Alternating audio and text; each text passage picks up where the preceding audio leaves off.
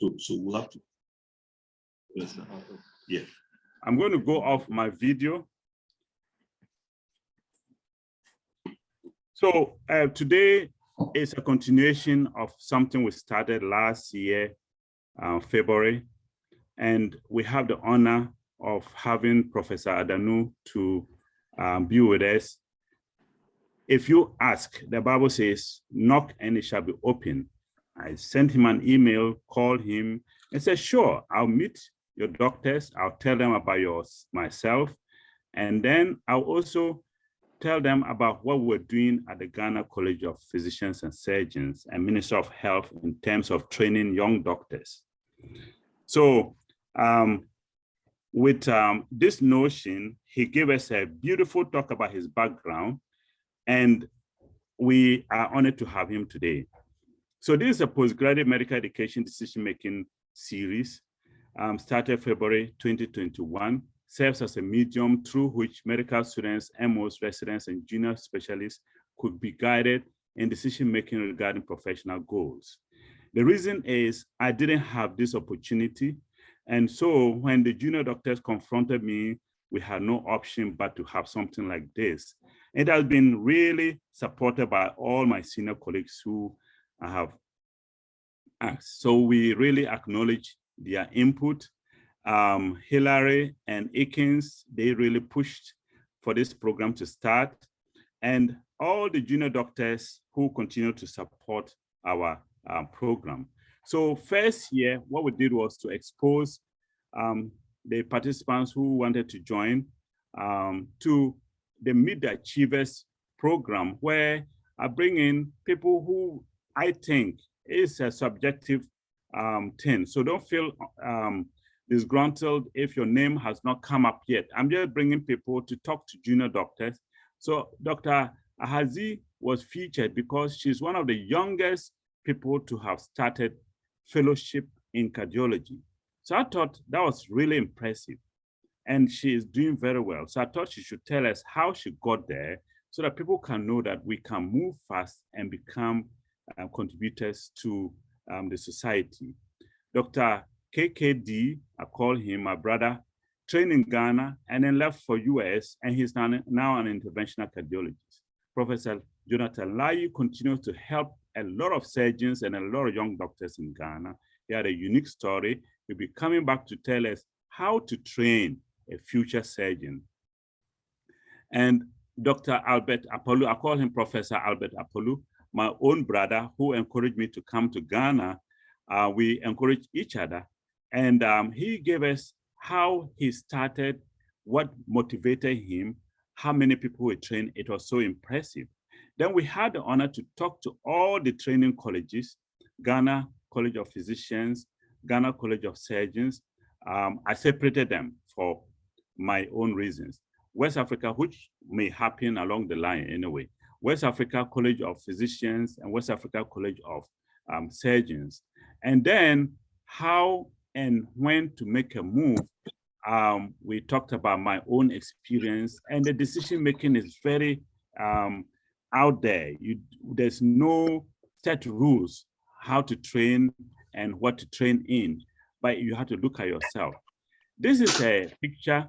I'm not putting Professor Palu, Professor Adanu on the spot. He did not, he wasn't here when the program started, but when it started in 2007 to 2017, we're able to train 406 physicians and 496 surgeons.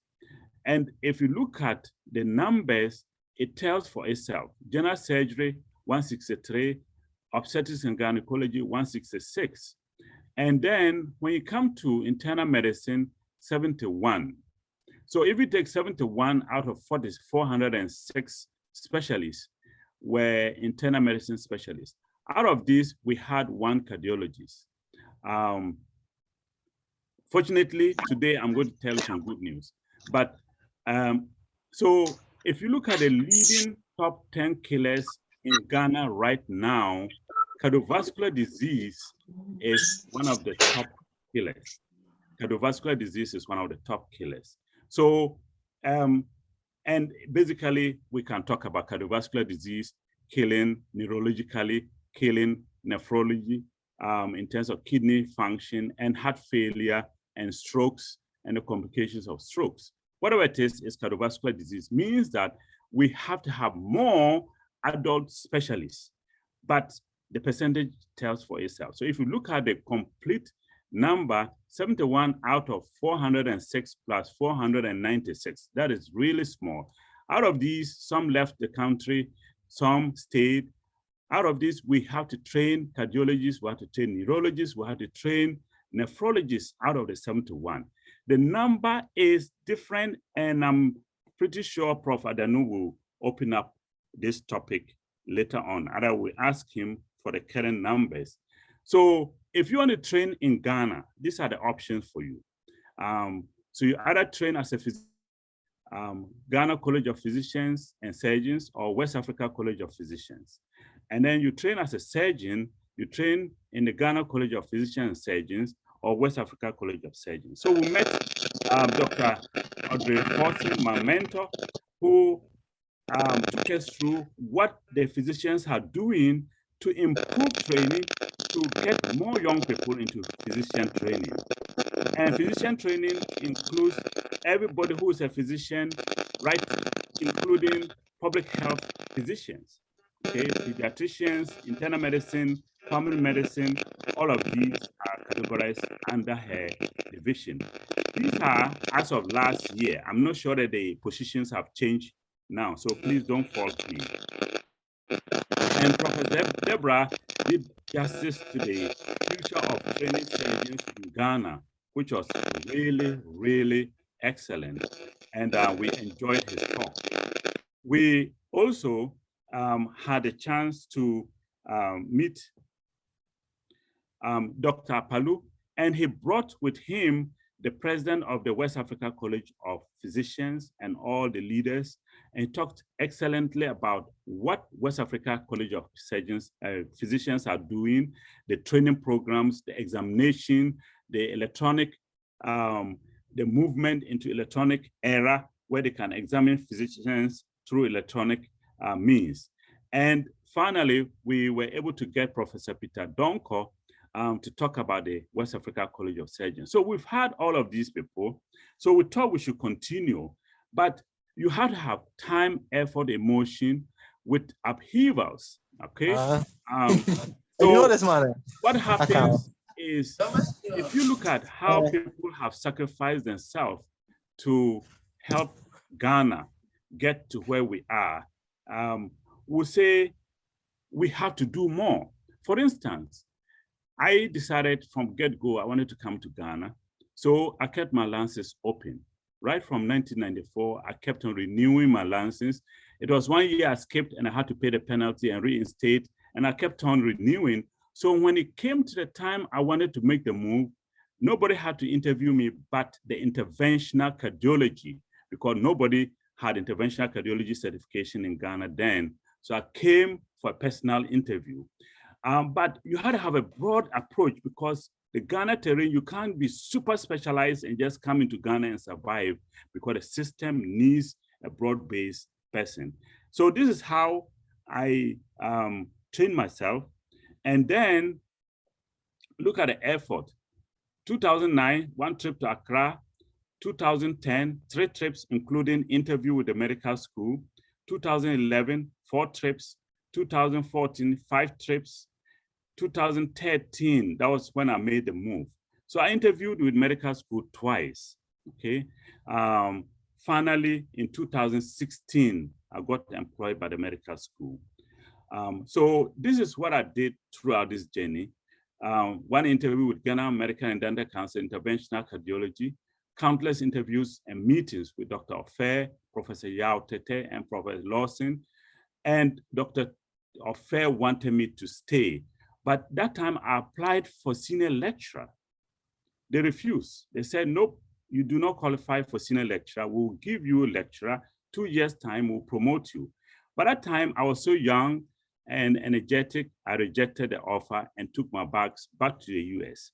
And then I came countless times, met with the Department of Medicine, ground rounds, did all of these, several meetings with Professor Frimpong Boateng, and I gave him equipment to buy. He started buying them, and then he left the system. I met and interviewed the UDS School of Medicine dean then was Sir Edward Jader, who offered me a senior lecturer position. Kolibu refused senior lecturer, UDS offered. UHAS also offered. Now, the terrain has changed, that University of Ghana is trying to join the rest of the universities in recognizing people who have done well and who are joining the medical school. So look at the number of going and coming. I met 3 different ministers of health, 3 different chief directors of Ministry of Health, 1 meeting with Director General Ghana Health Service. I met with PV of Bing. I went there at 9 o'clock, finally met him at 5:30, only for 5 minutes. So this is what people have done. I'm just showing you how people have put in. And last time, Professor Adanu gave us what he has gone through. When it came to the time for him to be Vice Chancellor, things didn't work his way. And he didn't stop, he kept on going. So you do not stop because of stumbling blocks. So beyond 2021, we are going to continue. All the people in US are supporting the Ghana Foundation for Physicians and Surgeons are very supportive of the programs in Ghana, working closely with Ghana College of Physicians and Surgeons.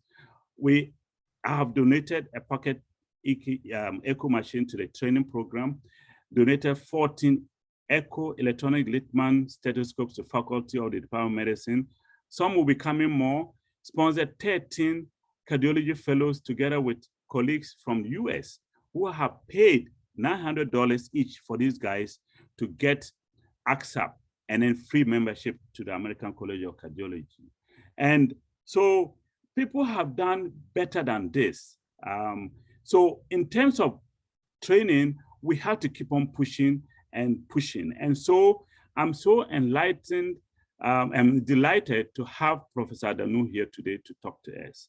We will look at what, let me move to the next slide. What he's going to tell us, but these are concepts that have crossed my mind. For instance, 1 district, 1 specialist. So what if we could have 1 district having a family medicine physician, internal medicine physician, pediatrician, obstetric and gynecologist, and general surgeon. And at the region, we have 1 senior specialist, cardiology, nephrology, GI. How good will that be? Concept number 2, concept of triple specialist, super specialist. Because of the hinterlands having problems, we can't afford to have full-time cardiologists, full-time nephrologists, full-time neurologists. So we can train 1 person to have these capabilities at a level where they can do echo, they can do EEG, they can do dialysis. So that is something that we can look at. And then the reverse sponsorship, which I've been pushing, but I don't know how far to go, where just like China comes to import its citizens, send them back to China, protect them, to train local Chinese.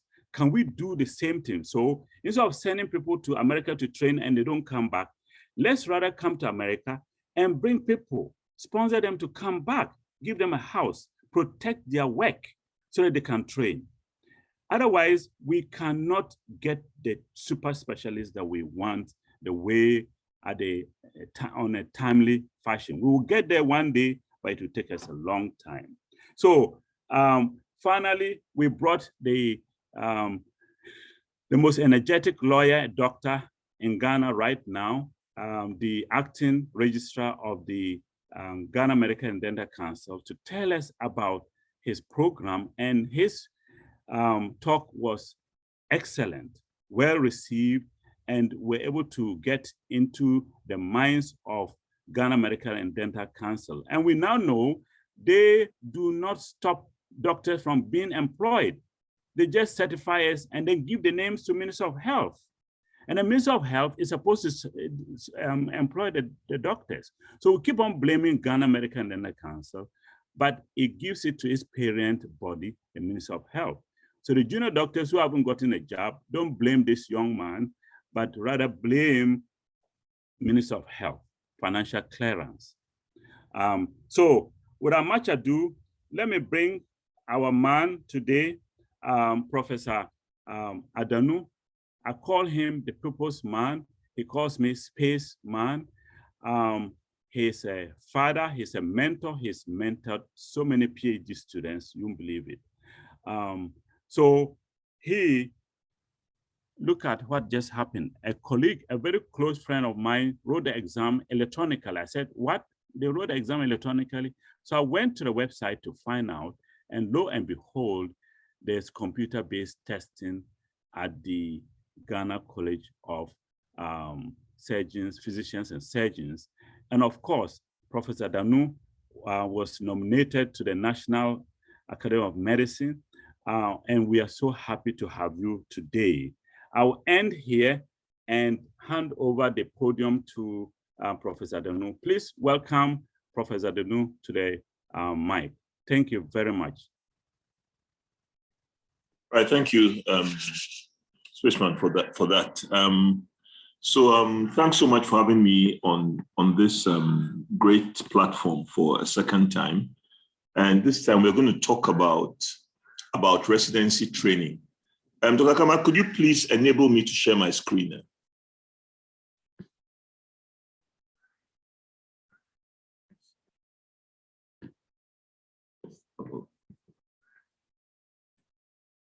The screen sharing is still disabled.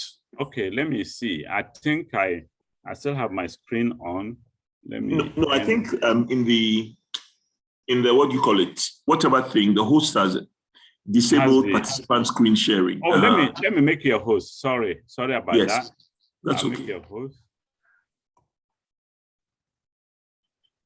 So today we'll be talking about the Ghana College of Physicians and Surgeons and the residency.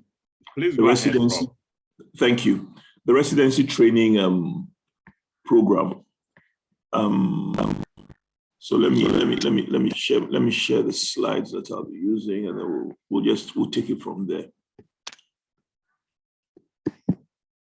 So I've entitled this presentation "Residency Training in Ghana: Improving Quality and Output," and we are looking at this from the perspective of the Ghana College of Physicians and Surgeons. So so this is kind of like the outline, some background information on the college, conditions for training-related challenges, graduate output and its implications, and then improving specialist output.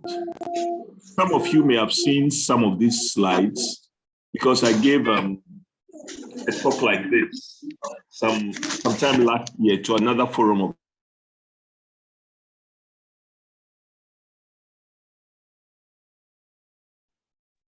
But there is, let me see, I'm unmuted.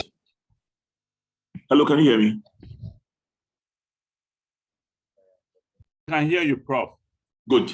So I gave a talk like this to some group of doctors, which some of you might have been on. But then there's some things that I've added to this, and there's a different perspective also. So why is on the screen moving?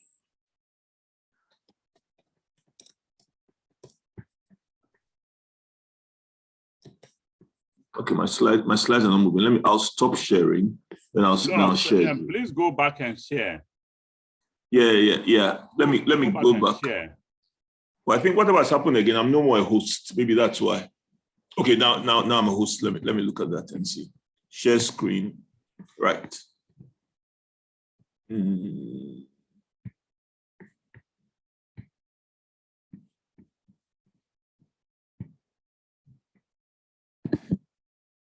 Okay. Right. So our college was established in 2003 as an agency of the Ministry of Health. So the Ghana College of Physicians and Surgeons is essentially owned by the government of Ghana. And we are the national body responsible for residency training and specialist certification. And we currently have 16 different faculties. There was a new one added in December. So the way the college runs, there's a council where we have a council chairman who's appointed by the president. There are certain council members who are government appointees, but the majority of council members are based on their position. There's one council member who represents the medical schools, one of the deans, and then there's one of the hospital CEOs, the teaching hospital CEOs, who represents all the teaching hospitals. Then we have a representative of the medical and dental council. We have a college president and 2 college vice presidents, the rector and then a representative from the Attorney General also, and the Director General of the Ghana Health Service, who represents the Ministry of Health. So that forms the council, which is chaired by the council chairman. Then we have an academic board, which is chaired by the college president. And that academic board looks at issues related to training. I mean, development of programs. I mean, they look at results and do the first step of approving the results before it goes to council. And there's a president who he chairs the academic board. We have 2 vice presidents who have spoken on this platform, the vice president for division of physicians and the vice president for division of surgeons. And the administrative head of the college is the rector. So the rector is responsible for the administrative processes that go into running the postgraduate training program. And we currently have a vice rector. By the act, we should have 2 vice rectors, but now we have 1 vice rectors. And then there are departmental managers who see to the day-to-day administration at the college. When we come to the division of physicians, these are the, let me say, 7 faculties that we have. When it comes to exams, they actually operate like 8 faculties. So, and each of them runs a membership and a fellowship program. Laboratory medicine has, let me say, it has different units. There's hematology, there's microbiology, there's chemical pathology, and then there's what do you call it? Pathology, anatomic pathology. So those are the 4 units where the people who come into training come out with a specialization in one of these 4 units, although the whole faculty is lab medicine. Then for radiology, oncology, and radiotherapy, they are all together, but they actually, let me say, kind of like 2 sub-faculties in one, because their people are taken in either to radiology or to oncology and radiotherapy and come out with the appropriate qualifications. Under the division of surgeons, these are the faculties that we have. The first 7 have been around for some time: and anesthesia, dental surgery, emergency medicine, obs and gynae, ophthalmology, otorhinolaryngology, and then surgery and its subspecialties. There's so many things under that. With surgery and subspecialties, you have urology, neurosurgery, and all that. But then, and originally under that group was also orthopedic and trauma surgery. But in December of last year, we were able to establish a faculty of orthopedic and trauma surgery so that people who are interested in orthopedic surgery can go straight into an orthopedic and trauma surgery program. And we are slowly having discussions to get that to happen for a number of the other subspecialties and the surgery also. So with time, that would happen. So for each faculty, there's a chairperson, there's a secretary, and a chief examiner. The faculty chairperson chairs the faculty board. The faculty secretary is responsible for the let me say, the communication part of things to do with the faculty. I mean, it's administration, but mainly in communicating with faculty members. And the faculty chief examiner is a faculty member who's in charge of getting the exams together. We do exams twice a year in March and September. And the other members of the faculty board, where they take decisions regarding the faculty. So at the administration, what do? We admit residents. I mean, there's the interviews of residents. Residents apply, they are interviewed by different faculties. but the paperwork concerning the admission is done by the administration. And the administration also does the placement of residents based on recommendation from the faculty. So residents are then placed in particular hospitals, and we coordinate central training activities, conduct exams, release exam results, and if there are any issues relating to resident training, they are managed by the administration. And also any central programs like our AGSM, Medical Knowledge Fiesta, the central administration runs that. And we also handle the day-to-day office-related issues. And we talk with the Ministry of Health, Ghana Health Service, and any other stakeholders to make sure that things run well for the college. So we have different training programs, like there's a membership, which is a 3-year program, a 3-year program in most cases, after a person has passed the primary examination. There's a fellowship, which is at least a 2-year training program after a person has passed the membership. And then this year, we started running a diploma in anesthesia, which is a 1-year program that is being run, where the people doing the diploma, they stay in their state facilities where they train. They come down to the center at set times in the year, get lectures and get some training. And after a year, they'll have the diploma in anesthesia. So that's a new one that we just started. So these are the government regulations. I mean, well, no, these are the college regulations, sorry. And for a person getting into residency training, there's an age limit, although that could be discussed if needed. The person must have completed the current 2-year housemanship. And one of those years should have been outside a teaching hospital, be fully registered with the Medical and Dental Council. And the primary exam is the entrance examination. I mean, some time ago, at the beginning, college used to have a separate entrance exam, but now it's a primary examination where a person must take that and pass it.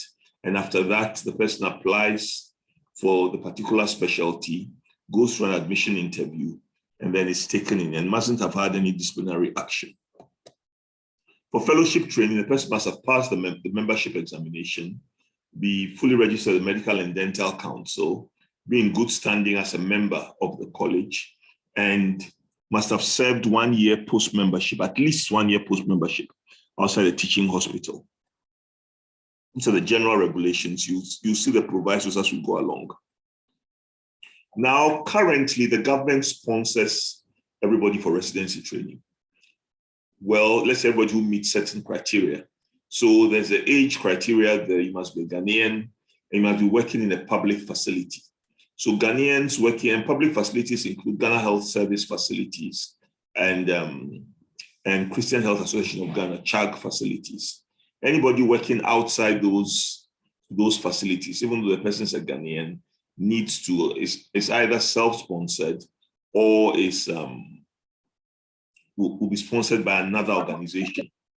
And when it comes to sponsorship includes the payment of training fees.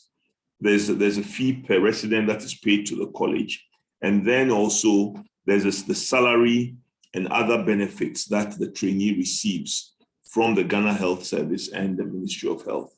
And the current system that we have, doctors coming into training must be affiliated with a hospital. And that hospital, I mean, through the Ghana Health Service must have, or CHAG, must have granted them a study leave. Then they are posted usually to another facility, in most cases to another facility to get their training. And during that time, their salary is paid by the hospital that's sponsoring them to be trained.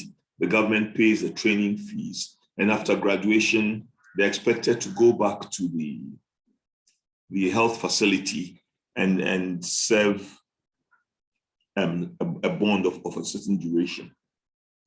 So when we think about residency training, we should realize that there are different stakes involved. The government has its stake, and we, the doctors, also have our personal stakes. And sometimes the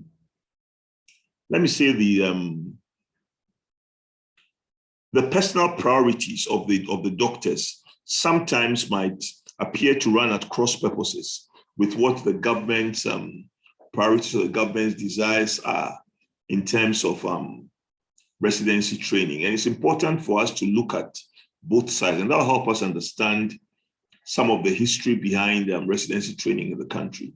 You see, for the government, what they want is that historically, the only training program that was going on was the West Africa College program. And when the government did this assessment, the feeling was that specialists were coming out at a relatively slow rate. And the government wanted specialists coming out at a faster rate to meet the health needs of Ghanaians. Government just wants improved services. They want doctors everywhere, and then they want specialists also. I mean, if possible, everywhere, if not at strategic places all over the country, so that everybody can have access to specialty training. So that's the government's focus. As an individual, all we want is, hey, I've finished medical school, I've done my house job. I want to become a specialist in the field that I'm interested in. And I want to be able to specialize immediately after house job, not putting any hoops in my way. And after I specialize, I want to be able to choose where I go to. But then that is a thing that sometimes is at cross purposes with what the government wants. Because the government wants people to provide service. For that reason, it's like, do your house job, get out and work in a district or in a hospital. So the hospital is willing to sponsor you to come in for training. You are still tied to that hospital. And after training, you're bonded and you can't just go anywhere you want. Just in a way of trying to achieve government goals. So one thing that we could talk about when a discussion comes out is how we can get these personal goals and government goals to kind of like intersect at some point. So in responding to the national needs, when the college was set up, before the Ghana College was set up, the only exit point in residency training was a fellowship. For the West Africa College training, you got in and came out with a fellowship. There was no midway exit point. And I think the first group that began to talk about midway exit point at membership were the physicians, but the surgeons were not doing that at all with West Africa College. So when the Ghana College was set up, in order to quickly satisfy the government in terms of specialists coming out to provide service, the exit point after 3 years training, that's at the membership level, was instituted. And like I said, at that time, you got in first by writing an entrance exam, then you got taken into membership training, then you did the primaries as a trainee, and then you later went on and did the membership exam. But then it was revised and the primary exam now became the entrance exam. So after 3 years of training in your field, you come out with a membership qualification that enables you to be appointed as a specialist within the country's health system. Then also to meet the needs of government, the system that was created was that you could not just finish the membership and straight away go into fellowship training. You had to step out for at least a year to provide service. And fellowship training had to happen only after the post-membership service provision. So this was how the college was set up, just so that, hey, to be seen that the college is responsive to what the government is asking, and also providing specialist training for doctors. So with our residency training program, what do we get out of it? We get members who come out, they have the membership qualification, and these people can serve as specialists. And there's a relatively big jump between the salary of a medical officer and the salary of a specialist. So if for no reason at all, the salary jump becomes, let me say, a bit of an incentive for a person to go into that training. Then when a person does the fellowship training, and complete, that person is eligible to be appointed as a senior specialist, and is also consultant eligible where there are consultant positions available. Let me say the not so good thing there is that the salary jump between specialist and senior specialist is small. And I don't think the Ghana Health Service has got to the point where the whole thing about appointing consultants has really been very well established. So in terms of financial gain, there probably isn't much of an impetus for a person after a membership to go do the fellowship, which doesn't help. It doesn't help the system. So it's a thing that we are looking at what can be done about that. So the biggest thing that might push a person to come in for the fellowship training is probably a sense of let me say self-actualization, to know that I've gone through the whole possible, the full possible gamut of training. Or if the person aspires to become a trainer for the residency program, because only people who have the fellowship can be trainers for the residency program. I mean, people have raised debates about that. I'll be willing to answer questions on why that is so at this forum. And then also, it's those who have the fellowship who can serve as teachers in the medical schools from senior lecturer level upwards. Now, I mean, generally speaking, the medical school appoint a person as a teacher at lecturer level, and you can go beyond that if you have the membership qualification. And I think that's kind of like uniform across all the medical schools now. And if you have a fellowship qualification, you'll be appointed as a senior lecturer. And with that, you can continue to rise through all the other ranks in the university. And also, people who have the fellowship are also eligible to go into the whole field of medical research. So these are the types of people that we want to produce. And we want to produce large numbers of all these. But then what's the reality on the ground? This is a reality on the ground. And I think Dr. Kama put up some tables that kind of like hinted at this. This is what has happened from 2007, when the first set of people graduated from the college, to 2020. We didn't have the 2021 data to this chart. But as at this time, the number of people who had come out as members was about 1,200. So this includes people who are also fellows, but who have the minimum qualification of being a member of the college. Their specialists was 2,000. It was about 1,200. They were the people who were there, and no, somebody just put a red line across my slide. I hope it vanishes, because I didn't do that. And then when you look at this, you see obs and gynae surgery, like Dr. Kama pointed out, being the two places. Now somebody is really drawing red lines across this slide. Either a person doesn't like the slide or whatever. I hope it's not that a person doesn't like it, and it's just hand movements. I do wonder how somebody can do this. But then we can see that next there is child health. Then there's family medicine and there's public health is also quite there. Then family medicine, internal medicine are a bit on the low side. Oh no, this line is stuck here. No. Okay, please. Now this is Dr. Aaron. Dr. Kama, what's happening here? Some people tend to be able to make lines across. I'm not sure what is going on. Please do not scribble anything on your screen. You can take pictures, you can do snap, but don't scribble anything on your screen. Because there's another person, something was the one who kind of like brought this first one. The other person has removed his. There's somebody else who did it, and he's going to probably sit there all through the presentations. I hope we're able to get it out. Okay. Well, sorry. So it could be a hacker. So please, hackers, stop disturbing us. We want to listen to our rector. Okay, I see what you mean. Right. So these are the graduates that we have, and So about 1,200. And what we discovered at that time, I'm blanking out on the exact percentage, but out of those who had done the membership training and finished, I think it was just about a little over 10%. There's a document which is not here.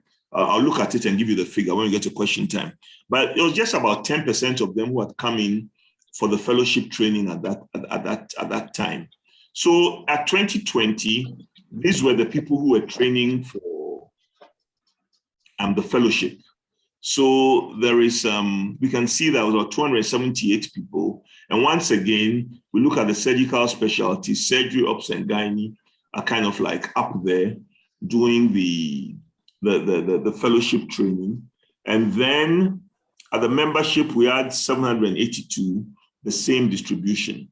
So we are concerned about this distribution, like Dr. Akama pointed out. And even when we get to the fellowship, the subspecialty at the fellowship level, then there are issues also. There are issues about what subspecialties are people going into. So if things continue as they are, the feeling is that by 2024, these projections were made in 2020. By 2024, we would have a specialist distribution. This includes not only West Africa, not only Ghana College, but then people from the West Africa College as well. I mean, all people with specialist qualifications in the country. We'll have about 1,655 people out there by 2024. And we can see that we'll have surgery, obs, and gynae. This kind of like a monster. You have all these surgeons and obstetrics and gynecologists. And you have very few anesthetists to provide anesthesia for them. Then when you get into the internal medicine subs and subspecialties, you don't have enough people out there. And all these people have, I mean, all the surgical patients might have medical conditions that need to be handled. So from looking at these figures, we did an analysis and we came out to say that these 8 areas are currently the areas that we would call high priority areas for membership training, high priority areas, because the numbers coming out of these 8 specialties, I mean, are not encouraging. And it's in this order of importance, with the lowest being 1 and the highest among the group being 8. So these are areas that we want to see more people enter into and more people graduate so that we can provide services for the country. But one thing that we should keep in mind is that there isn't any specialty area that has the appropriate specialist population, ratio numbers in the country. Not even the surgery and the obs and gynae. When we say surgery over there, you should know that in that surgery bracket is a mix of the different subspecialties. Then when it comes to the priority fellowship training areas, we agree that all areas of the fellowship are important. But the high priority ones, these are the ones that we put down. I mean, cardiothoracic surgery, because we don't have enough of those surgeons. And we are looking at aspects of, they have the medicine one, okay. We are looking at aspects that can also support the whole thing about non-communicable diseases. So cardiothoracic surgery, neurosurgery, definitely, those are the surgical arms of the non-communicable disease that exists in the country. We have a lot of road traffic accidents and trauma. So we're very happy that we could get orthopedic and trauma surgery being established as a faculty under, let me say, like a different set of rules. I mean, pediatric surgery, we don't have enough people who would provide surgical services for children, then plastic surgery and urology. I mean, this could be debated, but this is what we came out with in the document that we submitted to the minister. And for medicine, like Dr. Akama pointed out earlier on, we need cardiologists, we need endocrinologists, nephrologists, and neurologists. We need these people because these are the specialists or the subspecialists that we need to be able to deal with the burden of non-communicable diseases. That is a big killer currently. So what are the challenges that we've noticed in terms of training? You see, one is the whole thing about sponsorship, where the resident draws a salary from his or her facility, and the government pays the training fees. In the past, the facility used to pay the training fee, but government has taken that up now, which is good. But then what it means then is that for a person to be like shortlisted or put on a major, given priority to get a study leave to go undertake this training, then what would happen is that the facility must feel that they need this person's services. So if you are interested in a particular area and your regional director or whatever doesn't think that's a priority area, you might have a bit of a problem. But we've been able to address that to some extent, where people who face those challenges, the Director General of Ghana Health Service is willing to like grant them audience to find out how their situation can be addressed. Because at the end of the day, you're training for the country and not necessarily for a facility. And one of the things that we are trying to work on is to come to the point where we talk about bonding and people taking up a job after their specialist training, is for people to be able to take up positions and serve their bonds as long as they are serving the government of Ghana. And it doesn't necessarily have to be at a particular facility. But then where they would go to would not be determined by them. You won't say that, hey, I was sent out by the Cape Coast Regional Hospital. I've finished now, I want to go and work in Sunyani because I'm still working for government at the regional hospital over there.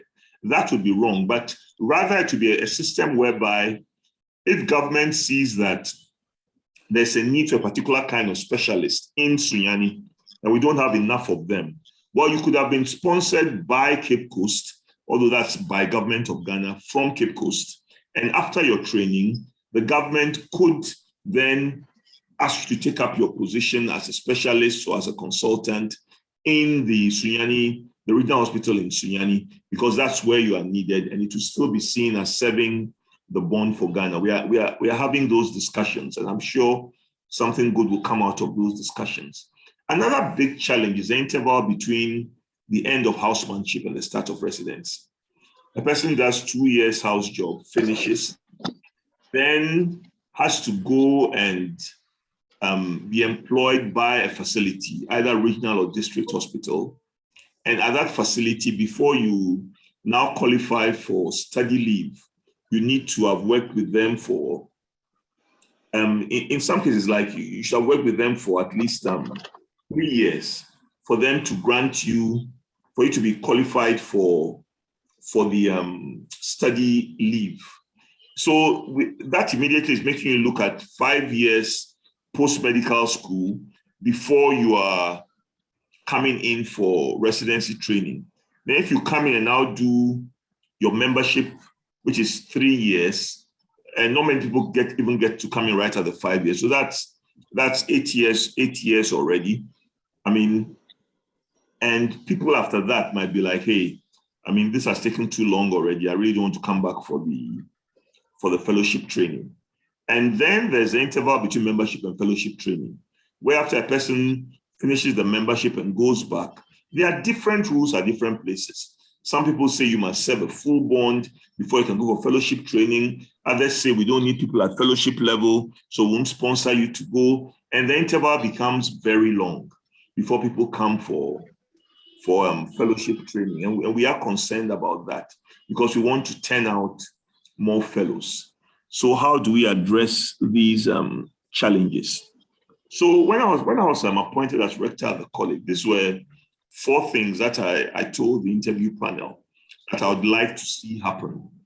To improve the status of fellowship training within the college, in terms of improving the numbers and improving what the fellows can do, One of the things that I said there, which the college has already been talking about, which we'll talk about soon, is that for people doing the fellowship training who are interested in getting a PhD qualification along that fellowship training, we should be able to put a system in place such that they can get that. And then there is a whole thing about increasing the research capacity at the membership and fellowship trainees, because what our training seeks to do is to produce people who are good clinicians and who also have the necessary skills to conduct medical. And our aim is, and one of the things I said I was going to do was to try to increase. Oh, please, could you mute your mic?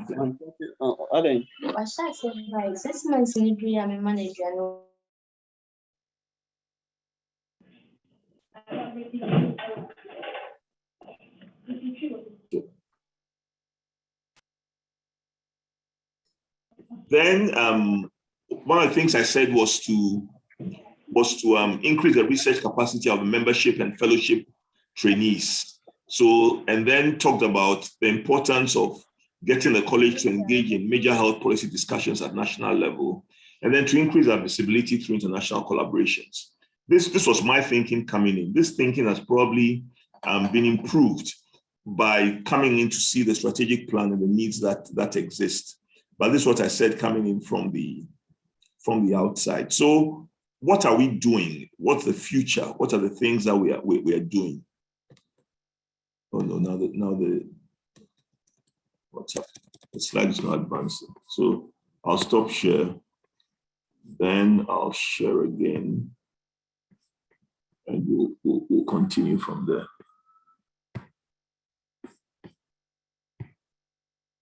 Okay. So it's not advancing, sorry.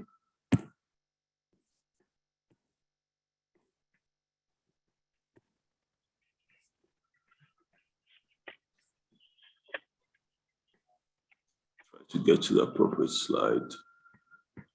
Just give me a minute, please.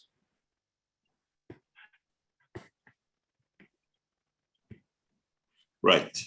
So what are the things that we're seeking to do going forward from here? I mean, in terms of my vision statement and what the college's goals are. So this is one thing. There's a document that we've worked on, which we've submitted to the Minister of Health, and making some points about how we can increase specialist turnout, both at the membership and fellowship. So one of the things we are talking about is awarding preferential government scholarship based on identified priority specialty areas, in the sense that if we have a cap on how many specialists the government can train, we can actually share out that money based on the specialties that need it.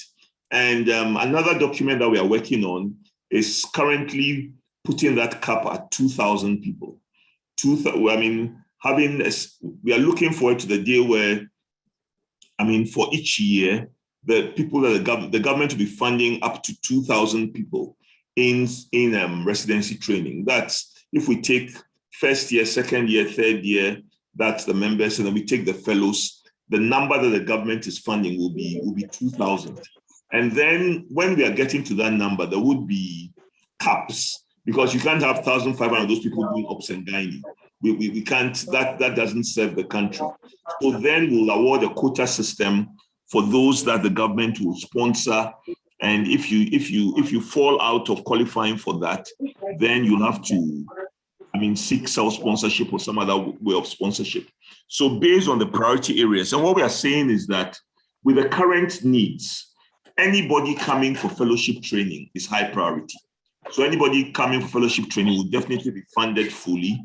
And then when it comes to the membership training, you look at things in light of the high priority areas that we've identified.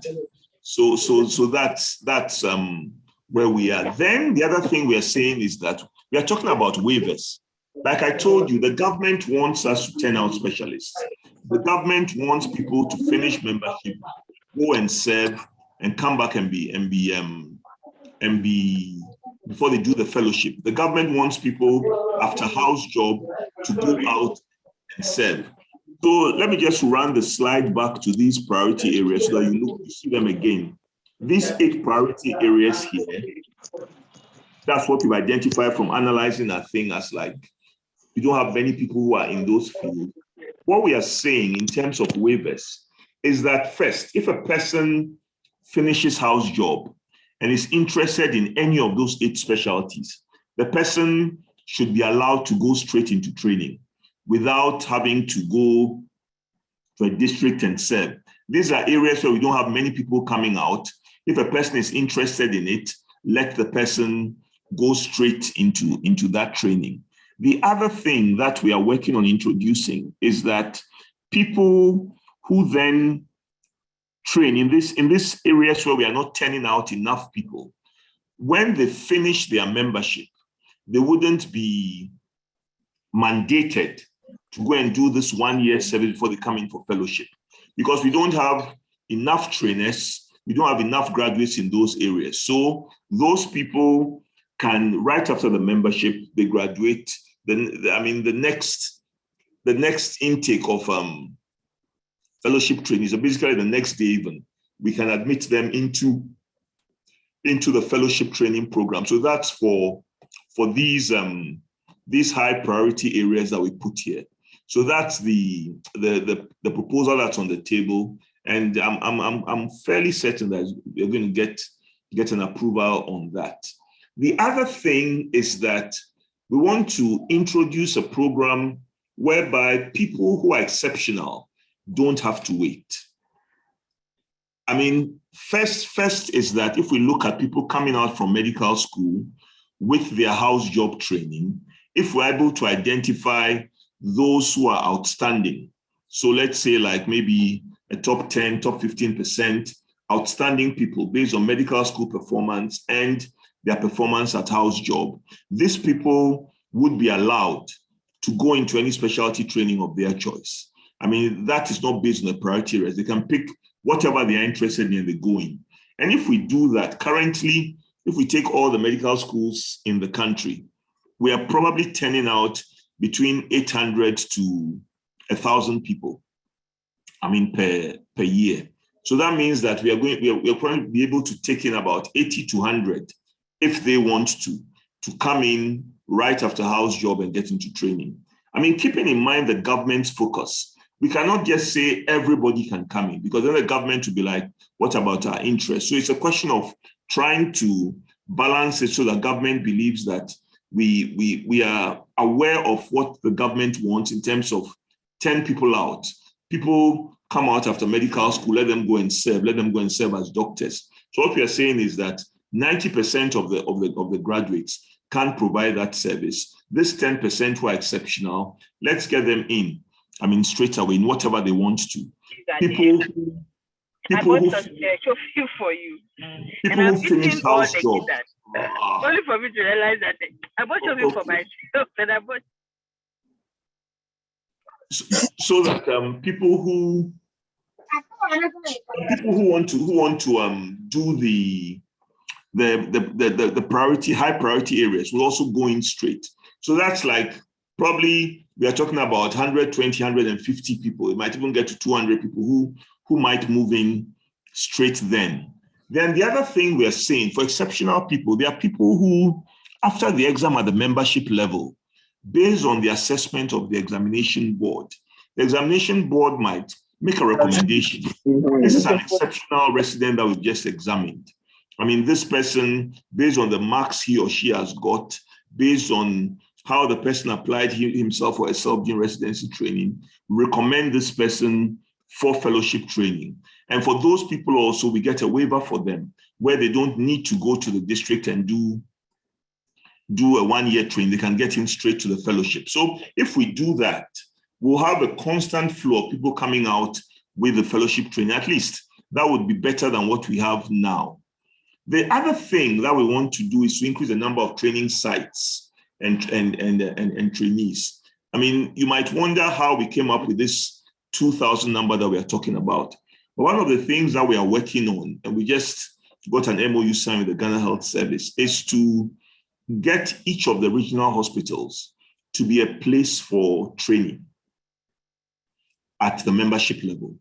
So, and that is determined by who are the trainers that are available. But forgetting about who are the trainers available, we want to think of if we have internal medicine, pediatrics and child health, obs and gynae, general surgery, emergency medicine, and family medicine, and anesthesia. And anesthesia was the eighth one that we added. There were 8 of them. That if in these areas we kind of like make sure that every regional hospital is training people in these things and getting residents to come in. So based on the numbers that we did, if we got all the regional hospitals, currently we have about around 1,200 residents in training.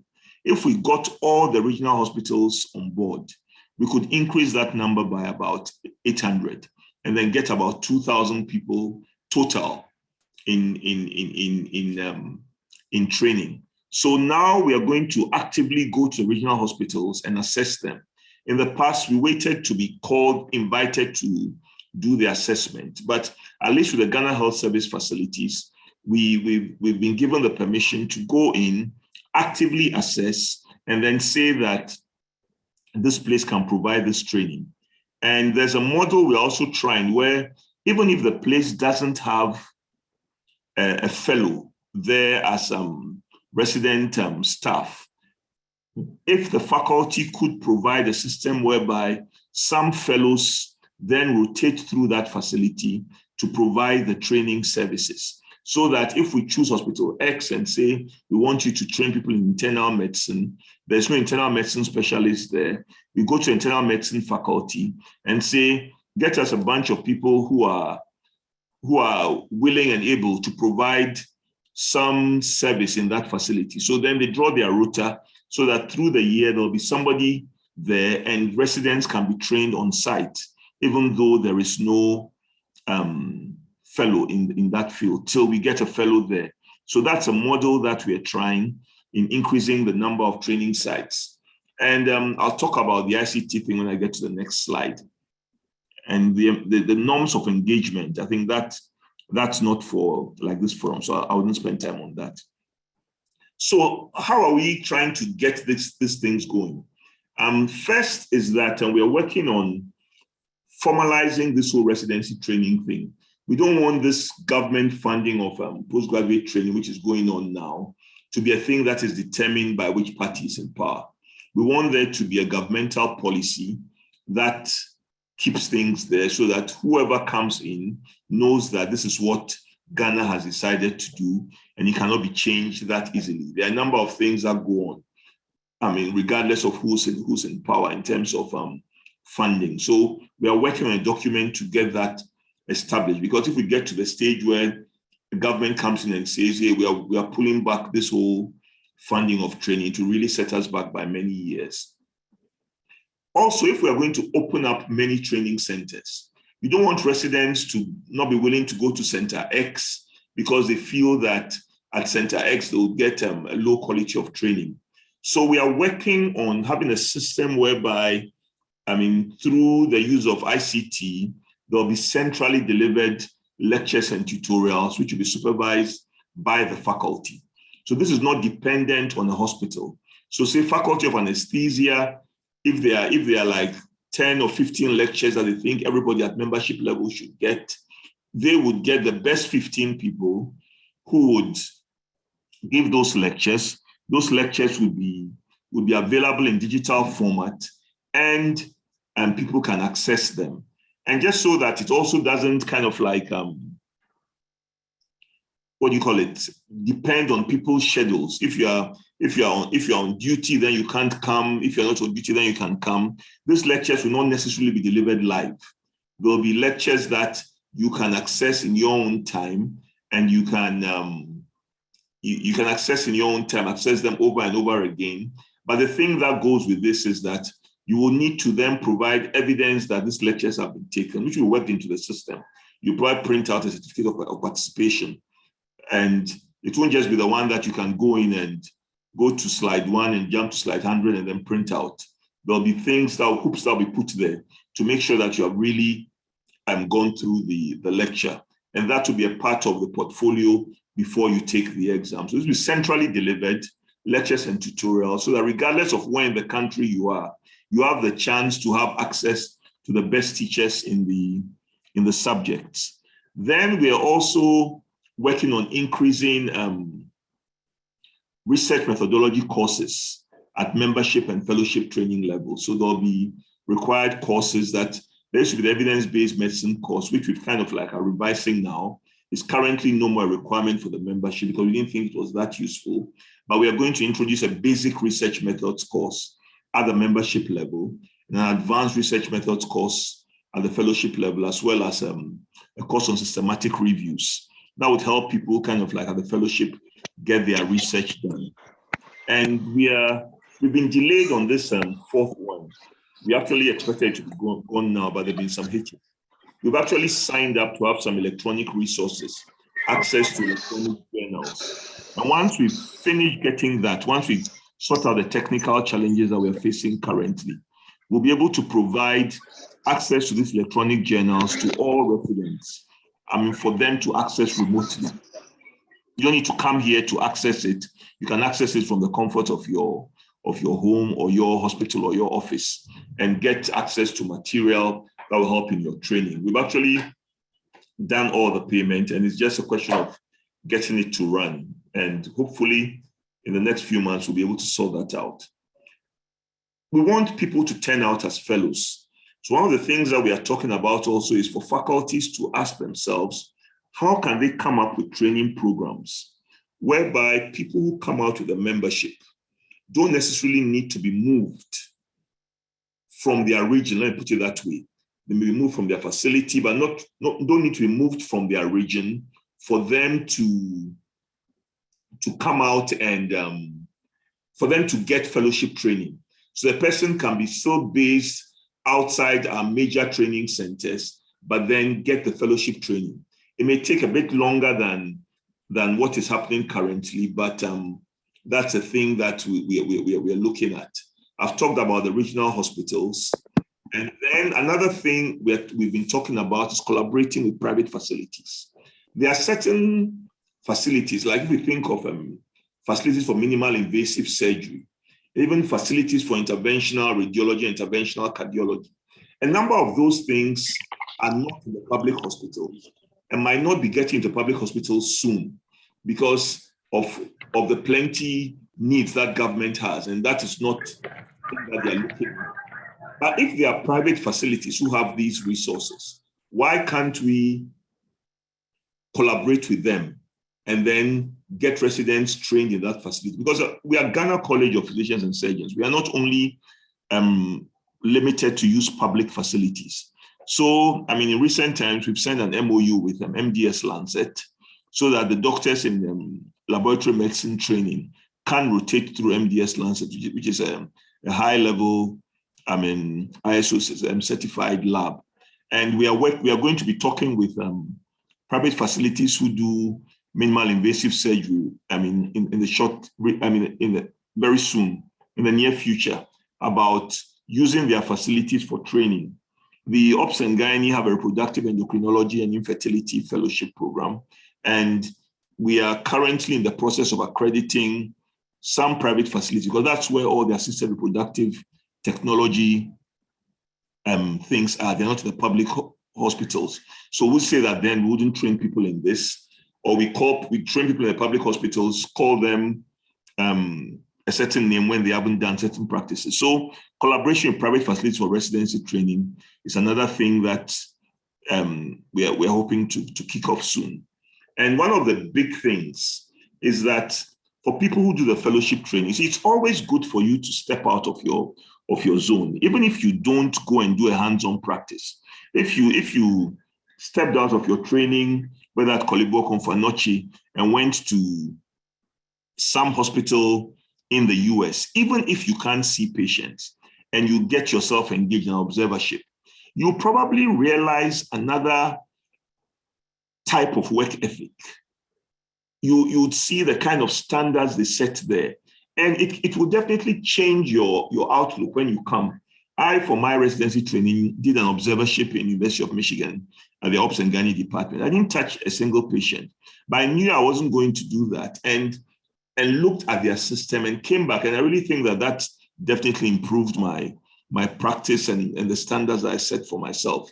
So looking for external rotations for all fellowship trainees, which will be funded by the college. The college will fund the flight there. We'll try to work with our partners so that they will provide, the funding for maybe accommodation and whatever on the other side. We're in discussions with people, and we hope we can get this out, and every single person who does fellowship training would have an external rotation. Whenever I say this, people say, isn't that too lofty? Can we really fund everybody? And I'm like, well, we're not doing easy here. That is what the ideal is, and that's what we'll work towards, and we'll see how we'll get there. So those are thoughts on the residency training, things that have happened, the structure that exists, and things that we are seeking to do. So I'll pause here now. I'll stop my screen sharing, and then we can do whatever questions or comments. So Dr. Akama, yes. Over to you. If you can moderate the whole. If you have a question, you could raise your hand. But there was a question that I think we should pick up about dental health. Why is dentistry not a priority in Ghana? Okay. Dentistry, definitely, it is a priority. I always come up with this question when it comes up. It is a priority. That it is. It is a priority. But then, let me say, in terms of the numbers that we had out there, it didn't get into the list. So let me just say that point well taken, because it always comes up whenever I have this discussion. So dental surgery and its subspecialties is a priority. Let's put it that way. Let's say that list will be revised. There's no other way to defend the fact that I missed it when I did my analysis, right?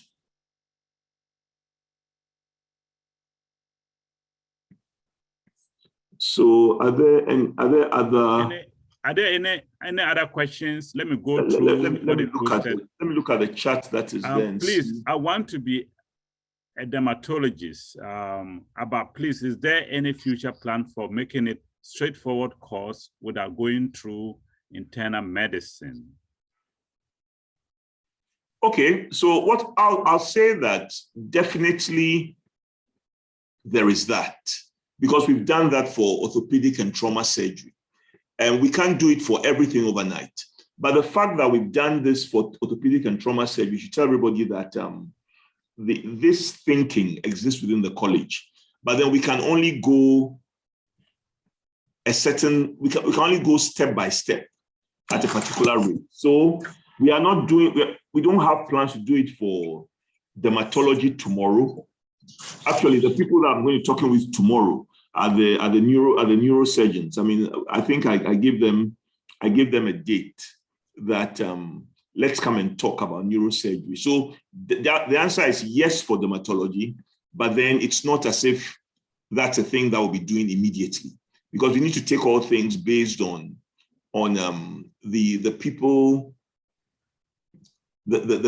that what do you call it? The people that are available for the training. Yeah. Now there was a question. I just can't scroll this thing slowly. Yeah, so there's a question about how long between primaries that you should start membership training. No, that means how long is the primary after you pass the primaries valid? You see, when it comes to the colleges, we've talked about the conditions for getting into residency training. And we said that the person should have completed 2 years of house job and should have done at least one of those years outside a teaching hospital. and the person should have passed the primaries. So technically, if assuming a person says, I want to self-sponsor, I don't want to go through this whole government sponsoring me. I'll pay my own fees, I'll support myself, and when I finish, I'll decide where I go. Technically, if that person finished house job today and then did the primaries and passed, the person can come for the next admission interview and will be taken because the person is eligible.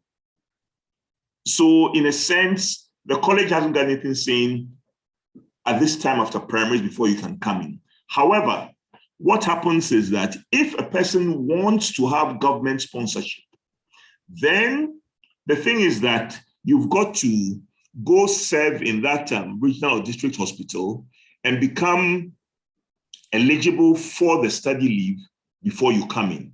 However, our primaries is valid for 5 years. If you take the primaries, I mean, it's there for 5 years, and you wouldn't need to redo the exam before you come in. So I think that kind of like answers this question. Now, somebody is saying here about foreign participants. Are foreigners allowed to join the Ghana College of Physicians and Surgeons for training? Oh, yes, foreigners join. We've had foreigners that we've trained. We just I think the last graduation.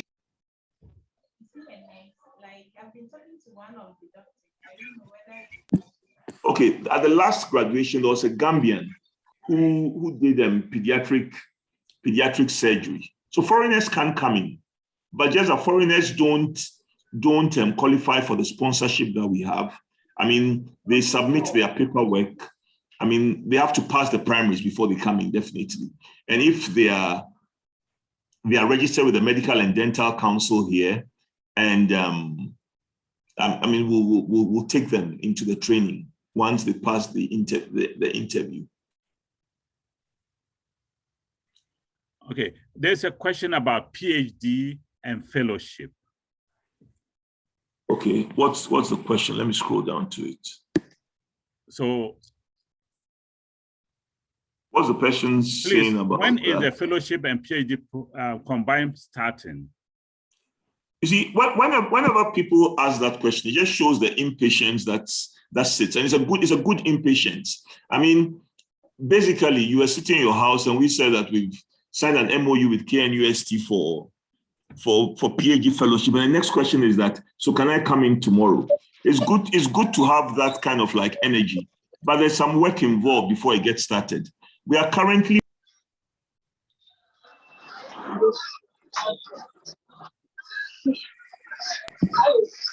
we are hoping we can advertise it at the start of the next semester. At the start of the next semester for KNUST. So the group that is going to put down the details. Yeah, an MOU is signed, but we now have to put down the details of the program. The group that will work on the details of the program, we are hoping can get together sometime next month. I'm actually a part of that group.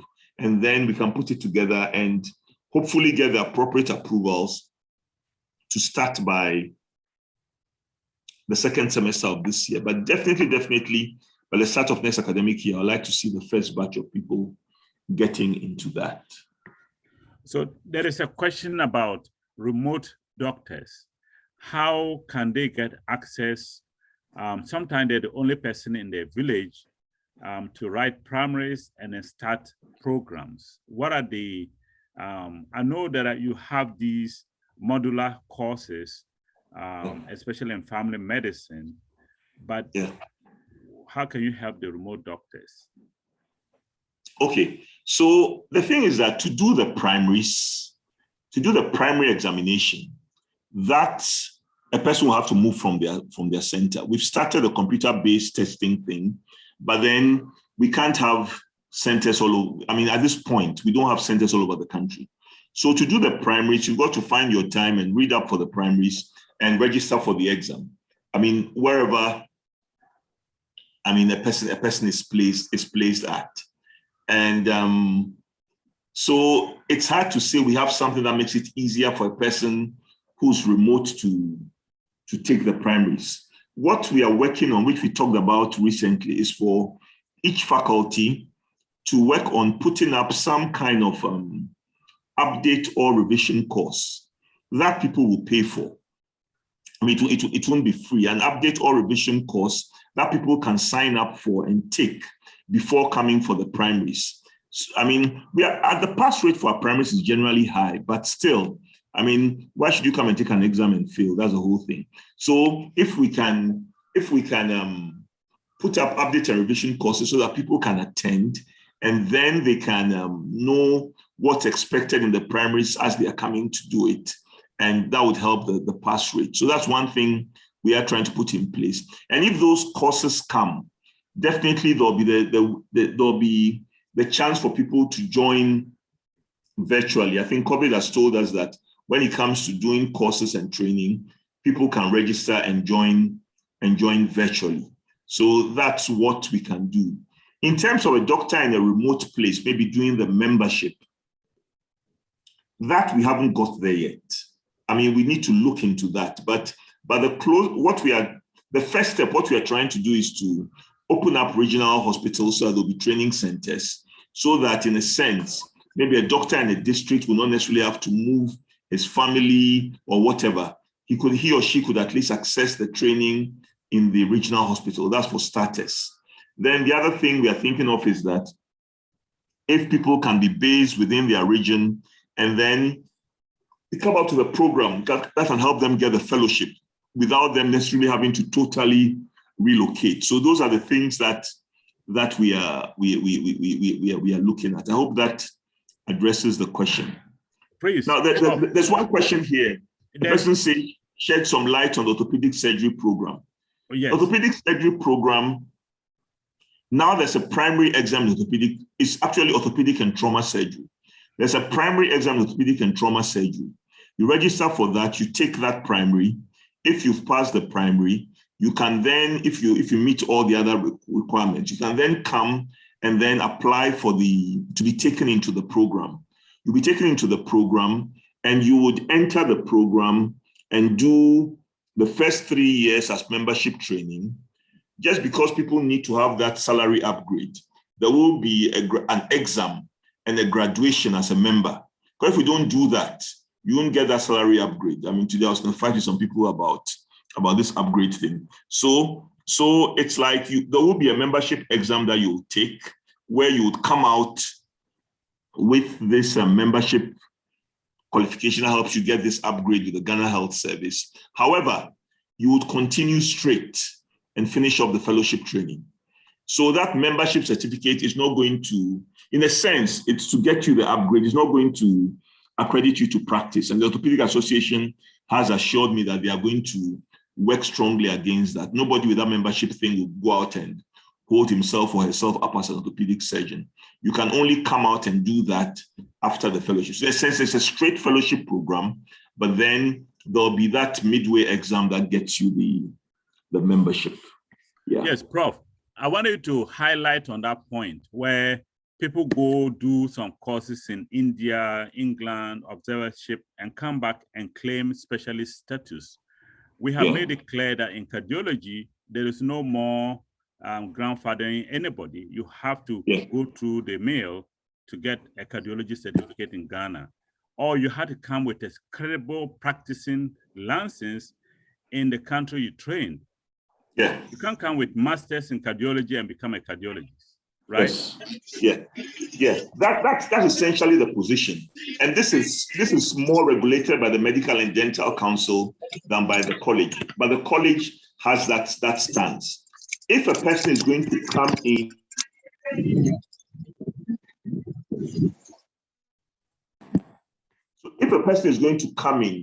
and be made and be seen as a specialist in this country, we should have enough evidence that at the place where you trained, they would also see you as a specialist, in that they will let you handle their citizens and provide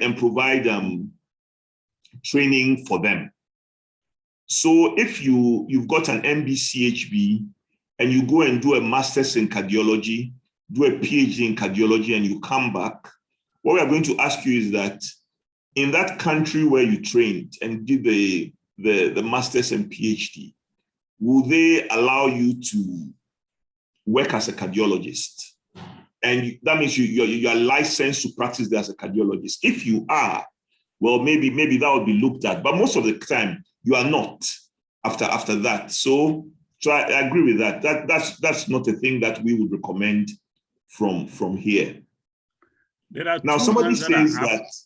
Yes. Somebody says here that sorry, should I go ahead? Continue, Prof. Sorry for interrupting. Somebody's written here that previously there existed an opportunity for members and fellows to go for exchange in Michigan. Why has this stopped? Honestly, I don't think this really ever existed in that sense for members and fellows generally to go for exchange in Michigan. University of Michigan cannot take all the people we are training here for fellowship. I know there were some specialties that had that relationship with department of the University of Michigan. I mean, OBGYN was one of them, where people could go there and do the training. But this wasn't, I mean, to the best of my knowledge, this wasn't a thing that like an MOU between the college and them. So it's not as if it has stopped. If it has stopped in those departments, then that means that whoever was facilitating that is not there. So nobody stopped that. And what I'm saying is that we'll be looking for opportunities for people to do fellowship, to do attachments in places outside. Now, the question is, will the primary exams be waived for those who want to go into priority areas for training? No, the primary exams are not going to wait for anybody. You will have to take the primary exam. Just that what is going to be waived is the mandatory going to the district and doing the 3 years and that kind of thing. So a person just says, I want to do otorhinolaryngology, the priority area, so we declare you as having passed the primary. No. You will, after house job, have to take the primary, pass it, and then be taken in. You've been exceptional in medical school and whatever, and we say you can come into straight training, you would have to take the primary exam just to have something on paper that you are really exceptional. Yeah, so it's not, the primary exam is not going to be waived.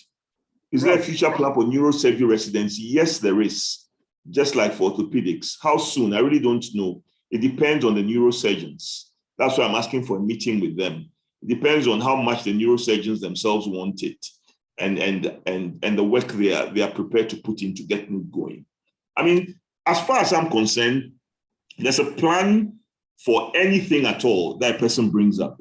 But I'm not a specialist in all the areas. So there should be people in those fields who will then come up and be willing to take up that mantle, because things don't just happen because the rector wants them to happen. There should be people who are willing to work with the rector and get that happen. And it was greatly demonstrated by the orthopedic surgeons. They weren't just granted a carte blanche to do their thing. I mean, they sat down, put down a curriculum, we looked at it, and then they got that approval. Yeah. So Prof, let me ask you this question. You know, there are a number of questions about straight training, like straight from housemanship to dermatology. And then there's another question about infectious disease, which is a no. Infectious disease must train in internal medicine before you specialize in infectious disease. But for the straight training in Ghana, you know, are we at that level where we can have super specialists who are refined without any broad training? I don't think we are at that level. If this is my personal thing, looking at the needs of the country, I don't think we are at that level. Yes, I agree with you, Prof. Yeah. There are two hands that are up, Teddy and Edward. Can you unmute and then just be brief, please? Well, this is Teddy. Just to say that it's been very refreshing to hear all the thoughts that have been expressed in the presentation. And neurosurgery will be asking questions tomorrow, so I don't want to preempt it, but I just want to say I am really encouraged by the fact that this is not doing something. There's a complete rethink of how to push forward specialties and also to use the young people who are coming out and make sure we maximize the potential. So just to say, I'm in complete support and ready to help in any way. Thank you. Thank you. Edward. Yeah. Hello, can you hear me? Good afternoon. And I'd like to find out if you are trained outside the country and you want to register with the college, what is the procedure? Okay. Okay. Hello, can you hear me? Yeah, I can hear you. You're saying that if you're trained outside the country and want to register with the college, maybe first let me put it this way: it's not a registration with the college. So assuming a person has trained outside to the fellowship level. Now I know that not every country uses the word fellowship, but based on the training that you get in whatever country, you will know whether you are consultant eligible or not. So if you're eligible to be appointed a consultant in that country with the exits paper that you have, then you've trained to the fellowship level. What needs to happen is that that person can become what we call a fellow by election. So you will need to be recommended by colleagues in the specialty who know you, for you to be elected as a fellow. Now, another thing that you need to do is that you need to have shown some interest in the Ghana College programs by like being involved in some training and whatever. So the faculties look at all this, they look at your papers, and there's also, I think, a requirement of having, if I remember right, I think it's at least 2 publications or something. I'm blanking out on that, by a certain number of publications. It's not an impossible number of publications to have. Then with that paperwork, the faculty will submit your documents to the academic board, and you get that. And many people have got that. Yeah. So Prof, I think we could summarize some of the requirements and send it to the Ghana Foundation for Physicians and Surgeons in US and the UK Physicians Group, and Australian and South Africa, so that they can we share it on the platforms that will give them the chance to join. Yes. I joined as an elected fellow, so it's very easy, and it's one of the best colleges to join actually if you intend to help Ghana. Okay, let's see whether there are any other questions. There are other people who have raised their Opong Chereme, please. Okay, somebody has asked a question here. What's the cost of residency training if you are sponsoring yourself? I wouldn't tie myself to a figure here, because let me tell you that currently the government pays 7,500 Ghana cedis per trainee for training. And that's kind of like the figure we will say if a person is coming to pay their own training fees. But maybe that figure should be revised upwards. But for now, it's 7,500 per trainee. Now, somebody's asking if there's a reason for the 40-year age limit. I guess it was basically put there. Maybe somebody felt that beyond 40, you really can't take the rigors of residency training. It's a document I came to meet, so I can't explain the reason for the 40-year. Are there exceptions, if any? I'll say I can't list exceptions, but I'll say yes, there are exceptions. A person who comes in and, based on interaction with the faculty, can get it in. Now, somebody says you're allowed to retrain, and I said, sorry. After this, I'll let the next person talk. And I said, this retraining to a surgeon. You're allowed to retrain, but you've got to start again from the primary level, pass the primary examination, and go through the training. Yeah.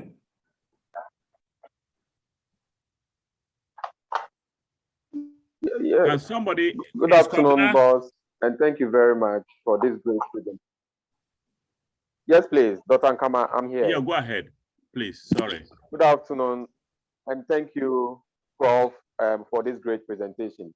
Prof, please, I would like to know, those of us who find ourselves in the northern part of our country, and at a point, some facilities, there were no hospitals, and we were seconded to an institution like a university hospital from Ghana Health Service. Secondment from Ghana Health Service to a university hospital. Does that mean that when we qualify to pursue our residency, we are going to pay, or so Ghana Health Service is going to take care of that? Well, if you were seconded from Ghana Health Service to a university hospital, then you are still a staff of the Ghana Health Service. So you should be able to get that training. Once you are seconded, you are still staff of Ghana Health Service and working in a public facility. Now, somebody is asking if current residents in surgery who want to be integrated in the Faculty of Orthopedics. You see, let me explain this. There is nothing like integration. Currently, we are running two systems. The old system is that people did the primary in surgery. They came out with their membership in general surgery, and then they applied for fellowship in orthopedics, orthopedic and trauma surgery. That system still holds. It's not been thrown away. So assuming you are a third year or second year resident in surgery now, and your interest is in orthopedic and trauma surgery, I would advise just stick with that old system. Finish off the surgery membership, then apply for the orthopedic what do you call it? Orthopedic the fellowship in orthopedic training. However, since we know that we've started the primary for orthopedic and trauma surgery in 2022, people who are taking the primary in general surgery in 2022 will not be allowed to do that. I think that makes absolute sense. Those who took the primary before then and who are interested in orthopedic surgery will be taken in. And after a certain time, that kind of move will not be there. But if you choose to stop the surgery training, then you have to go do the primary for orthopedics and trauma surgery before you get in. Prof, I have a question. Yes. You know, in the past, we as trainers have not been paid. Okay, I'm being frank with you. The only time we get something is when the residents come for exam, then they give us some chop. Is there any move towards remunerating the trainers? Because the way the system has been designed, I was employed as a lecturer and I had allegiance to both Minister of Health and the Minister of Education, but more towards Minister of Education. So when it came to residency training, I wasn't really remunerated. That's the impression I got. It was pro bono. Is there any chance that this can be re-looked at?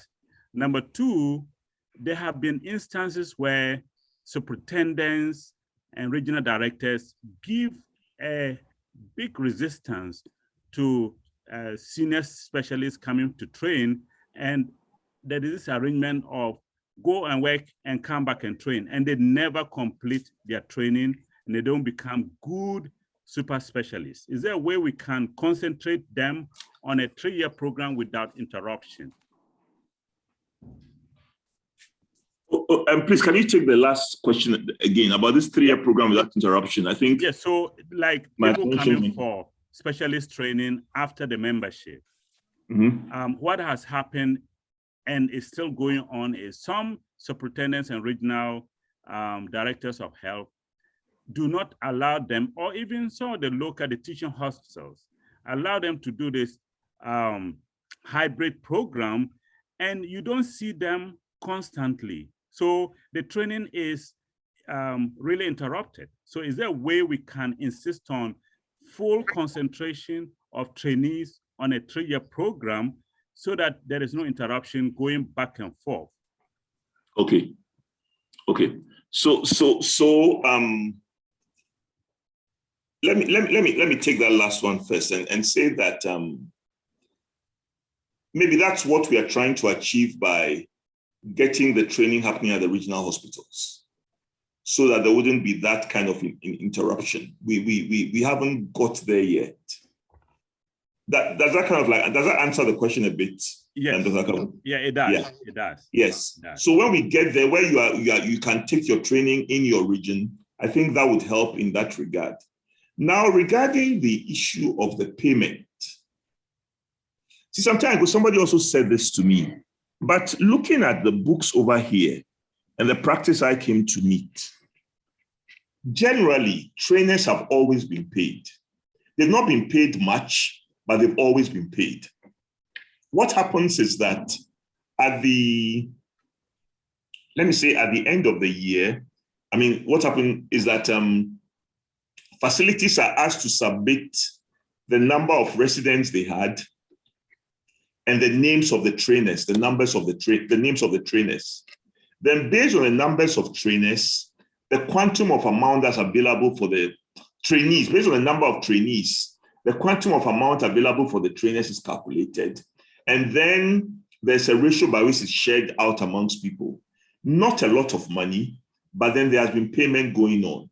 So if somebody gave you the impression that payment was zero, unless that was so many years back, because I came to meet things about for payments of trainers, which we've approved and we are doing. Like as we sit here now, we are compiling the list of trainees and trainers for the 2020-2021 academic year, and they'll be paid based on a certain formula. Not a lot of money. We know a lot of the trainers. What we pay them doesn't measure up to what they do, but there is something that is done. Yeah, it's just like that. I've answered all your questions, Dr. Kama. Yes, so I will follow this up in a private chat. Yes. So let's talk about that as a private. Yes, let's talk and let's see. I like the Ghana College of Physicians and also the West Africa College of Physicians and Surgeons plan to always get the trainers updated. And you didn't talk a lot about it. Is there any plan to get these courses going, how to set questions, how to be objective examiners? Oh, yes. Those courses are ongoing. We recently even kind of like did something brief on certain multiple choice questions and got people together to set some questions. So we have supervisors workshops that we do annually, where faculties send people in for. But we are going to expand that with the discovery of doing this training virtually. There'll be a number of things that we can do and we will do virtually for the trainers to improve the quality of the training. And somebody is asking, I felt I'd made this clear, about whether the first 3-year membership in orthopedic and trauma surgery is still in general surgery. No, the answer is no. It's a training in orthopedic and trauma surgery, the first 3 years. Yeah. So previously, there was a question, Prof, to your vice presidents about whether our fellowship or membership is recognized by anybody outside Ghana. Yes, it is. Like I told you, there are people from other countries in the West African sub-region who have come and trained here and have gone to their countries and are practicing. So across the West African sub-region, English-speaking West Africa, the fellowship is recognized. There may be, things that you may need to do, like we also do for foreign trained graduates before they can practice, but it is recognized. Across, let me say, across the West African sub-region. When you go further out, I really can't speak for that, because in a sense, Dr. Kama, I stand corrected, and you can tell me about that. I wonder whether a person who comes with a Royal College qualification that's from the UK can walk into the US and immediately begin to practice. I think the answer is no. There are things that the person needs to do before the person can be allowed to practice over there. Yes. What was the practice in that? Yeah, it's a no. Nobody can just walk into another country with a qualification. There are exceptional people who are, for instance, you come up with a research finding that nobody on earth has. The big countries can steal you away and then protect you. But otherwise, all of us under the ground if you come with Royal College of Physicians and Surgeons, you have to do everything all over again, go through residency, Yes. and then write the exams. So Yeah. there's no free bono. So I actually asked Dr. Akama to comment on this because many people are under the impression that, oh, when you get a qualification from a certain country, you can just walk into another country and practice. It only works in kind of like countries which have high need. Like in Ghana, you walk in with the Royal College or American College. I mean, now the Medical and Dental Council has something they do where they may take you to an interview and take you. But then generally speaking, you don't just get a qualification in one country and it's immediately kind of like marketable all over. And hopefully we'll get to that stage sometime. The idea is you have a patient you suspect has blood in the abdomen. Let me see whether there are any other questions.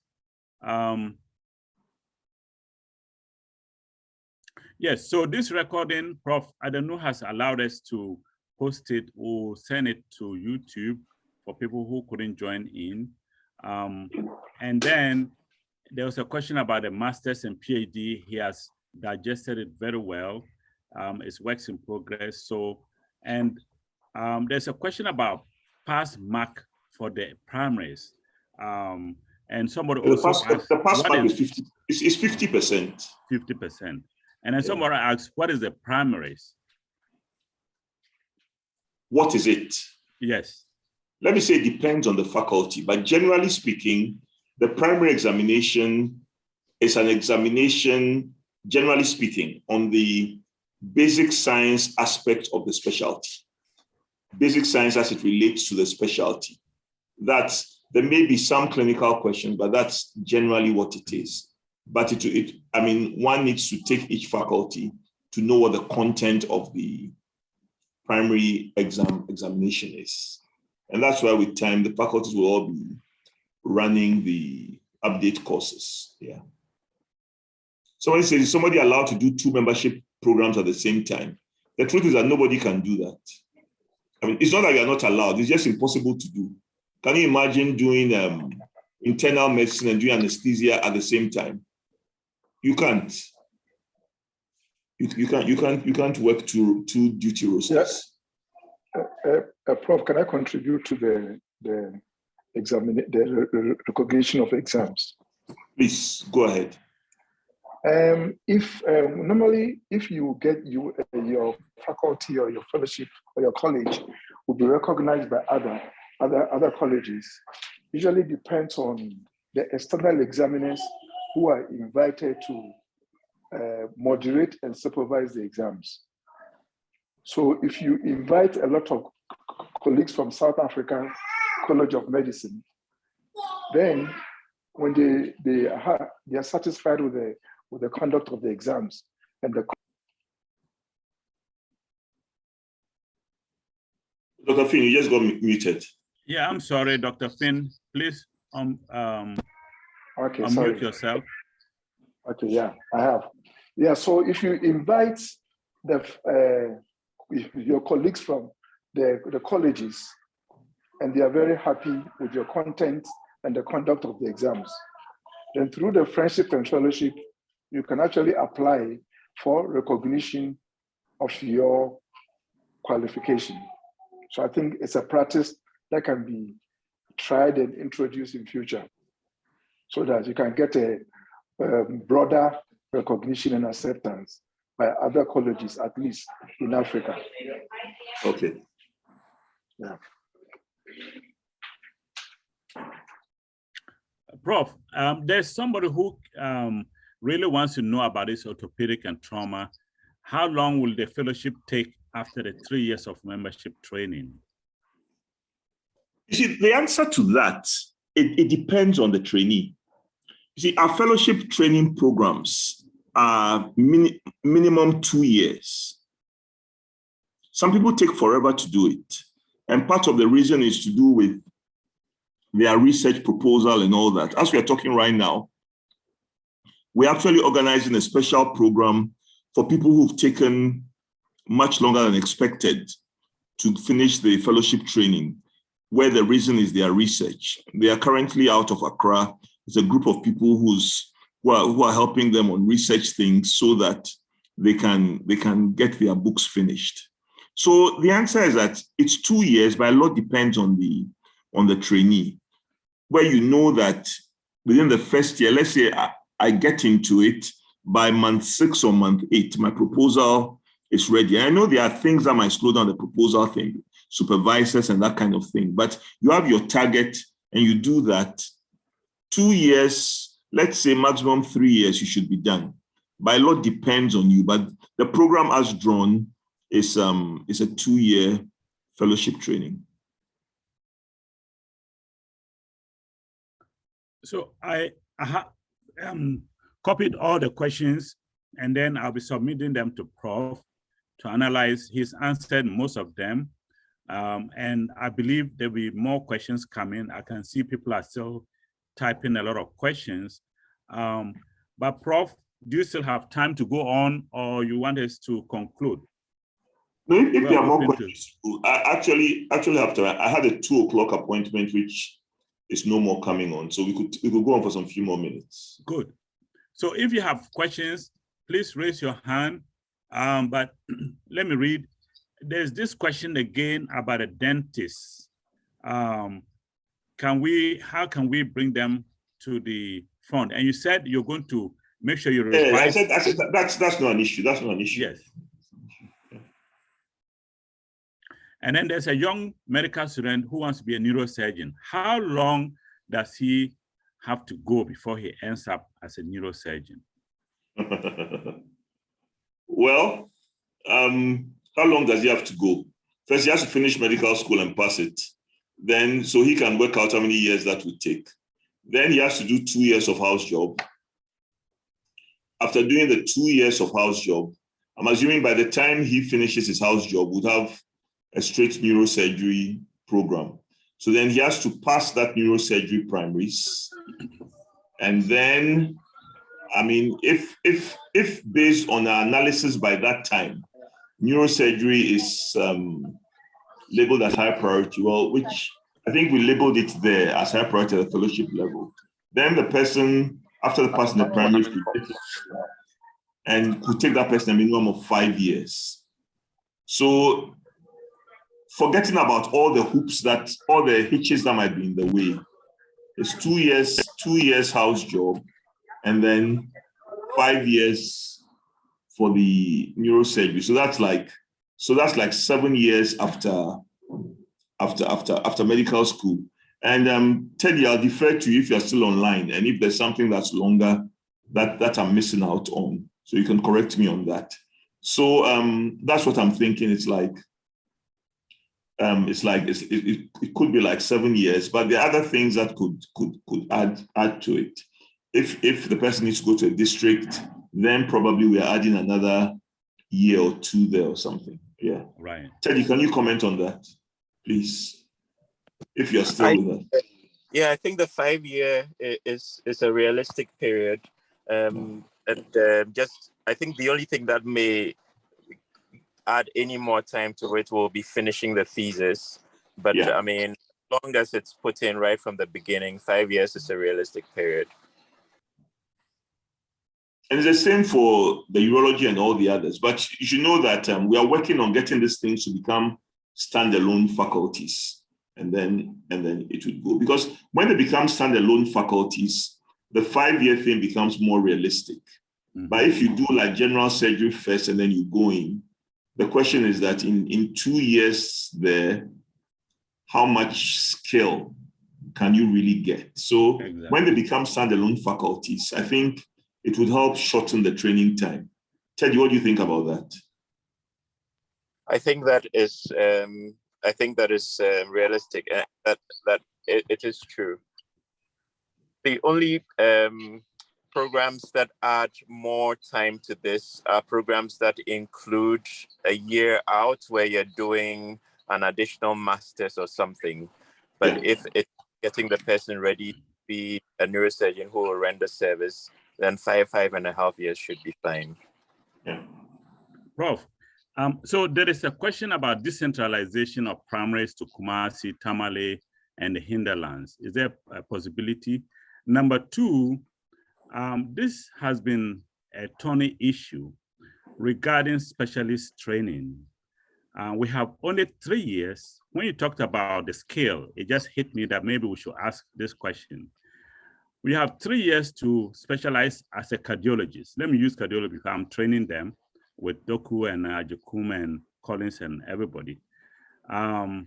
Is it possible to write a good dissertation and train as a competent cardiologist? So is it possible that the college will look at 2 tracks of training specialists, those who just want to be skill trained without any dissertation, long essays, academics, and then a 4th year for those who want to go into academics and be specialists, because it's 3 years and it's really, you can see that they are struggling, and that is my opinion. No, I see the point you're making, and people have raised this. You see, part of the problem, this comes to the whole thing about super specialization out here. I think part of the problem with getting those 2 tracks out here is that, you see, because we don't have that many people here, it's hard in a country like ours to clearly define tracks. Because the next thing that's going to happen is that, I mean, you're going to have a big bunch of people who've said from the outset that I just want to be a clear service provision track person. And then they are going to probably eventually outnumber those who are saying that academic track. Then somebody begin to start beating a gong about why can't those people over there come over and teach? You know, in a place like the US where you have large numbers, these tracks can be there. And whatever one track says, nobody will mind them because one track cannot hold the other track to ransom. Do you see where I'm coming from? Exactly. Yes. So that's the challenge with creating tracks in a place where you already don't have enough of the people. Yes. So we would like everybody to at least get some research training, because there's a lot of cross-tracking that happens in this country. Exactly. So that emphasizes the broad training that you talked about. Exactly. Okay. So how about the decentralization of the primary exam? The decentralization of the primaries, let me say it's a thing that will happen in the future. I don't have it on my cards as for it to happen tomorrow. I mean, I've just kind of as if I've run a marathon to get us to set up this computer-based testing center here. So decentralization, I mean, has its own thing, which is a thing that we will definitely get to. But I would say there are some other things ahead of that decentralization. Decentralization of training, for me, is higher priority now than decentralization of taking the primary examination. But definitely, we need to get there. And if we grow, we will get there. Like Royal College and the others, where people are even taking their primaries outside England. You know, we'll get there. I mean, that's where I keep saying that we should try to look at what we see as our personal needs and weigh it with a country like ours, which is years behind England and the US in terms of you look at national needs and get things going. So we will get there, but I won't promise that it will necessarily happen during my term as rector. Okay. If it does, great. Wonderful. But I don't sleep and dream about that one. Okay. So there are 2 issues here that I want to come to my rescue. One is, can someone down the line, he is self-sponsored, now he wants government sponsorship. What should he do to get government sponsorship? Number 2. Okay, my answer to that, let me answer that one. Yes. That is one track that we definitely respect. You get into the track that you are self-sponsorship, you finish in that track. Okay. So there is no way you can. Because in a sense, when you come in as self-sponsored, what happens is that when you say I'm going to sponsor myself, the hoops that are that those who want to be government sponsored have to jump through are not placed in your way. Yes. So in a sense, if you finish medical school with me and you say you want to be self-sponsored, you can get in immediately. whilst I am going to work in the regional hospital for some time to qualify for government sponsorship. So then if after year one, you now say, I want government sponsorship, oh, it's not fair to your colleagues. And very soon, all doctors will wise up to it. Just go in year one as some. We are very smart people. Just go in year one as self-sponsored. By year two, you get government sponsorship. And that works against government priorities. Yes. The other question is about the fellowship by election. Can you elaborate on it? How many years? What are the things you look at again? And can people in Ghana, like members, apply for fellowship by election? Okay, the answer is that a member cannot apply for fellowship by election. To qualify for fellowship by election, you must have a qualification that is equivalent to a fellowship. So depending on the country where you got that qualification from, you must have a qualification that when we look at, we are convinced that it is equal to our fellowship. Then you must have, I have to get the full details, so I may not be saying every single thing, but then you must have been involved in the training of our residents. So you are probably most likely working in a training center and you've been training our residents. You must have at least two publications, and then you must be recommended by fellows of the college. I'm not sure whether there's a number of years after your fellowship. I have to check that.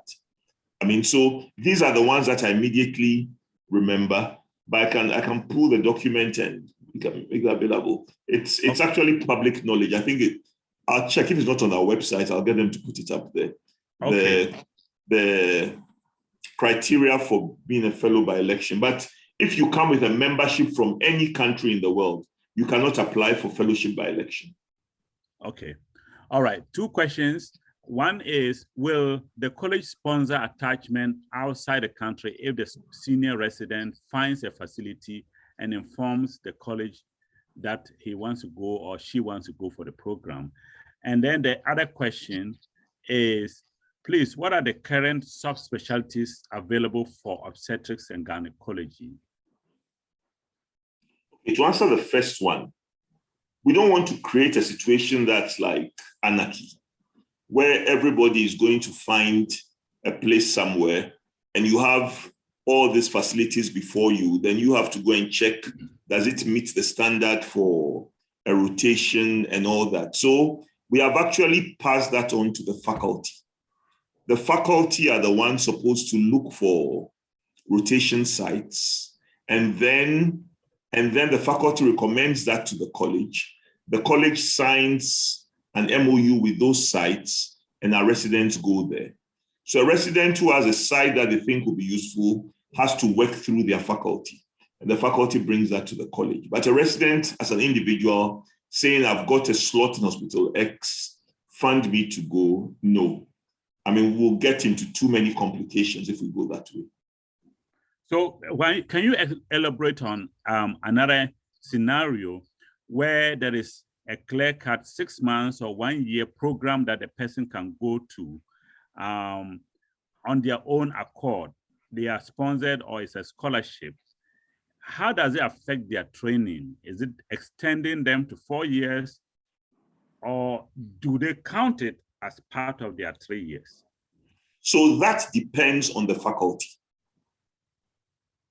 That depends on the faculty. So in a sense, there might be some external rotation that the faculty recommends and recognizes.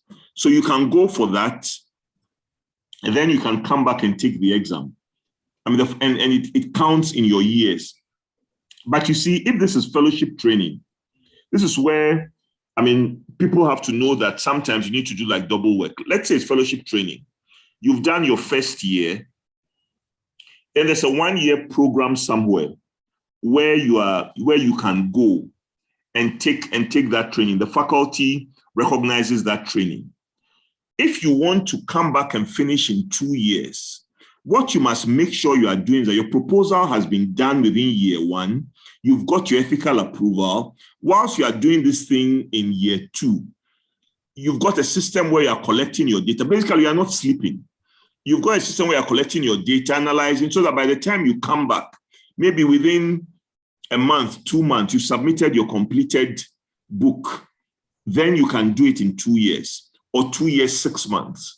But what happens is that people get this kind of training, they go and they come, and they want some, what do you call it? What's the word to be used? They want some grandfathering. They want to be grandfathering. Yeah, some kind of grandfathering, some dispensation to be granted them so that they can be declared fellows without having to take the exam. And the answer to that is no. Yes. No college anywhere does that. Yeah, I agree with you. Actually, one of your recently qualified cardiologists is an example of such, where he went for a program in China, did interventional cardiology for a year, came back, was able to collect his data, prepare very well, and present himself. And exactly. He's qualified. So he worked so hard. You could see that this man is really dedicated. So we give him congratulations. And that brings to the point where there are two hands up. They've been up for some time. I know that they are. Yeah, Edward, and then Kwame and Edward, yeah. And Kwame.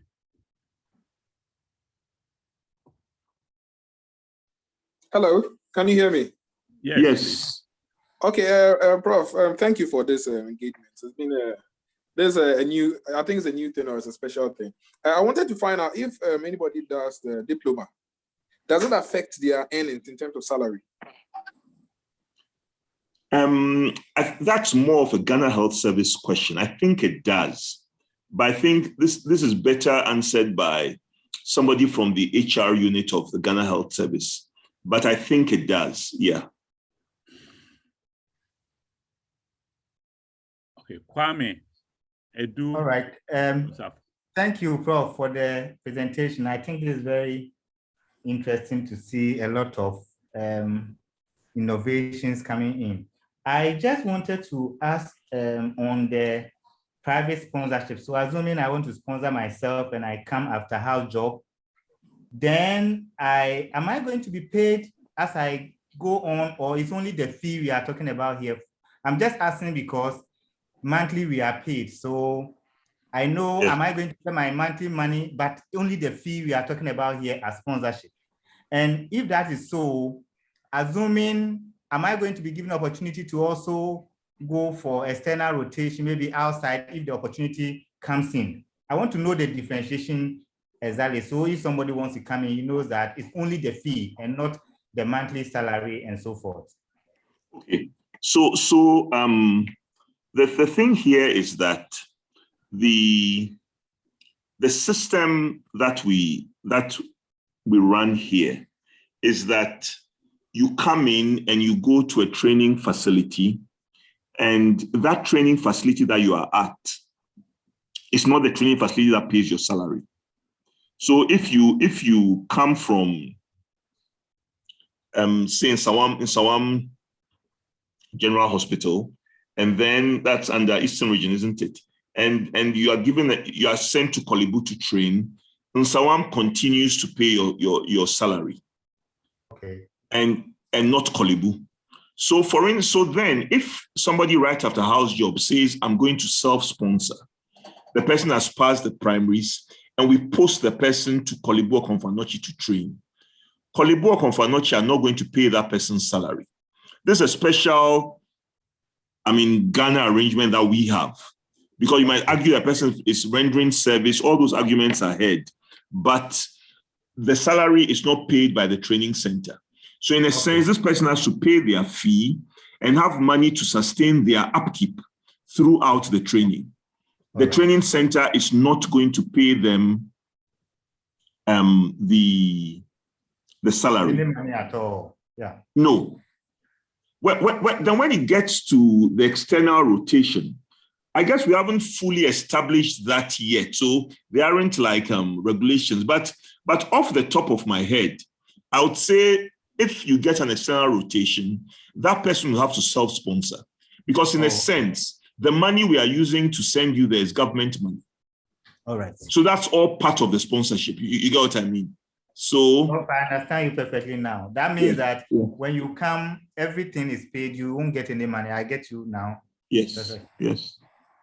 So, and somebody was asking about the subspecialties in obs and gynae. I didn't answer that. I think what we have currently, we have family planning and reproductive medicine. We have reproductive endocrinology and infertility. We have gynae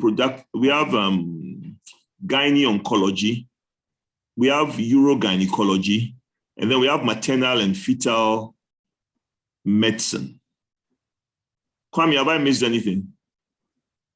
Oh, I think you've mentioned most of that's all we have. Right. Yeah. And this is at the fellowship level. Prof, at a point in time, the last year or two, we were still doing general. I don't know whether you want to add that one to it. Okay. So there's general obs and gynae also as a fellowship. Yeah. Yes, Prof. Yeah. So Prof, can you elucidate on that? The general physician, general obs and gynae. Some quickly claim a subspecialty after they finish. What do you think? Yeah, you see, I would say that that whole thing about the general obs and gynae fellowship, general medicine fellowship, and all that, even general surgery fellowship. Let me say that I'll just say that it's a thing that we need to sit down and discuss and look at. Dr. Kama, I hope you get what I mean. Yes. Once you bring in subspecialties, we need to sit down and actually ask ourselves, what does a general fellowship mean? Exactly. What extra does that person get beyond the membership, which was already general? Exactly. And like you said, I don't think that issue has been fully answered everywhere. Yes.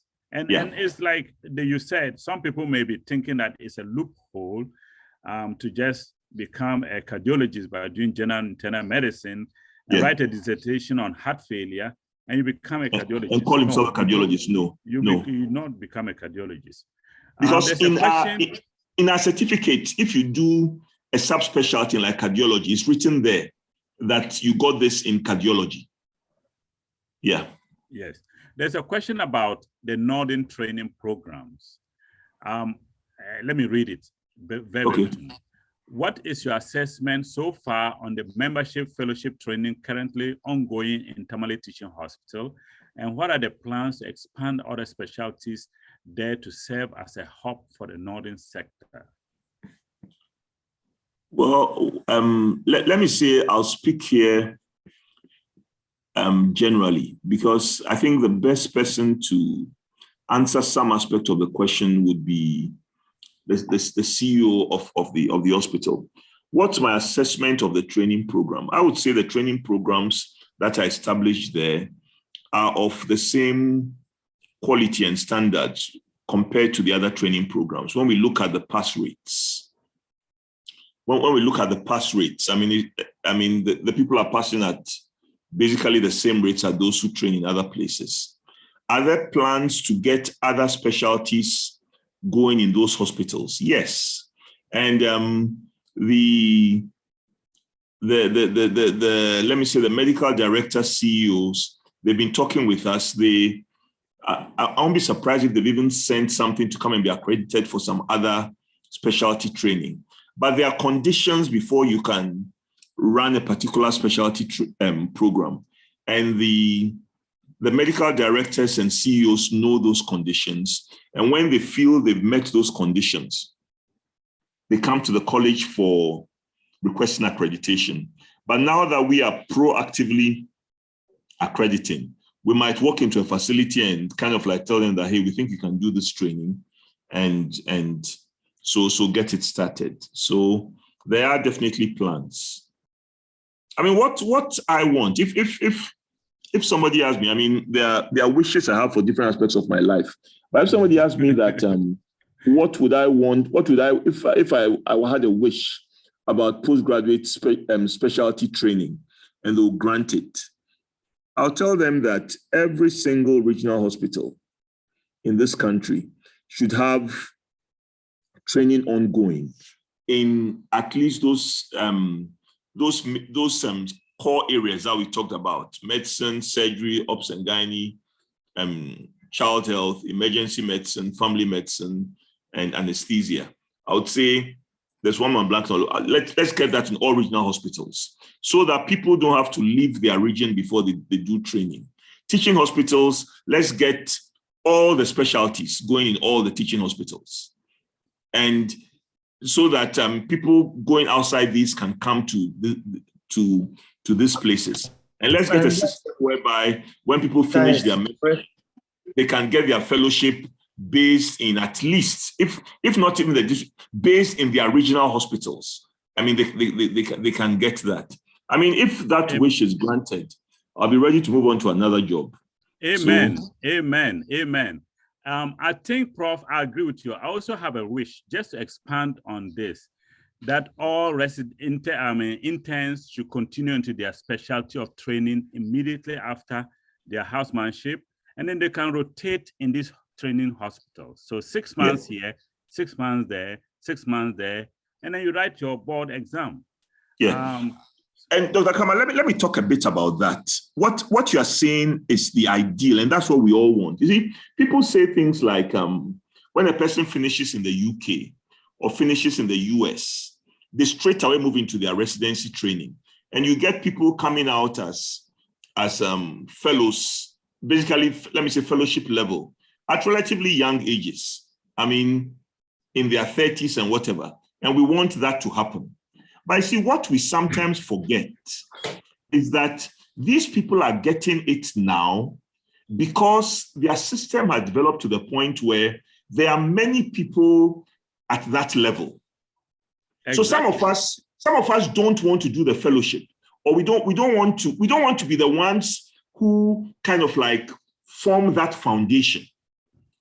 But you see, our great-grandchildren will still be complaining about this medical school, I mean, so many years in the district and whatever. If many of us don't come out as fellows and get spread over the country as trainers, the moment that happens, if we do the sacrifice today, come, do your fellowship, go back, and every regional hospital has fellows in every field, then what we are saying will basically happen.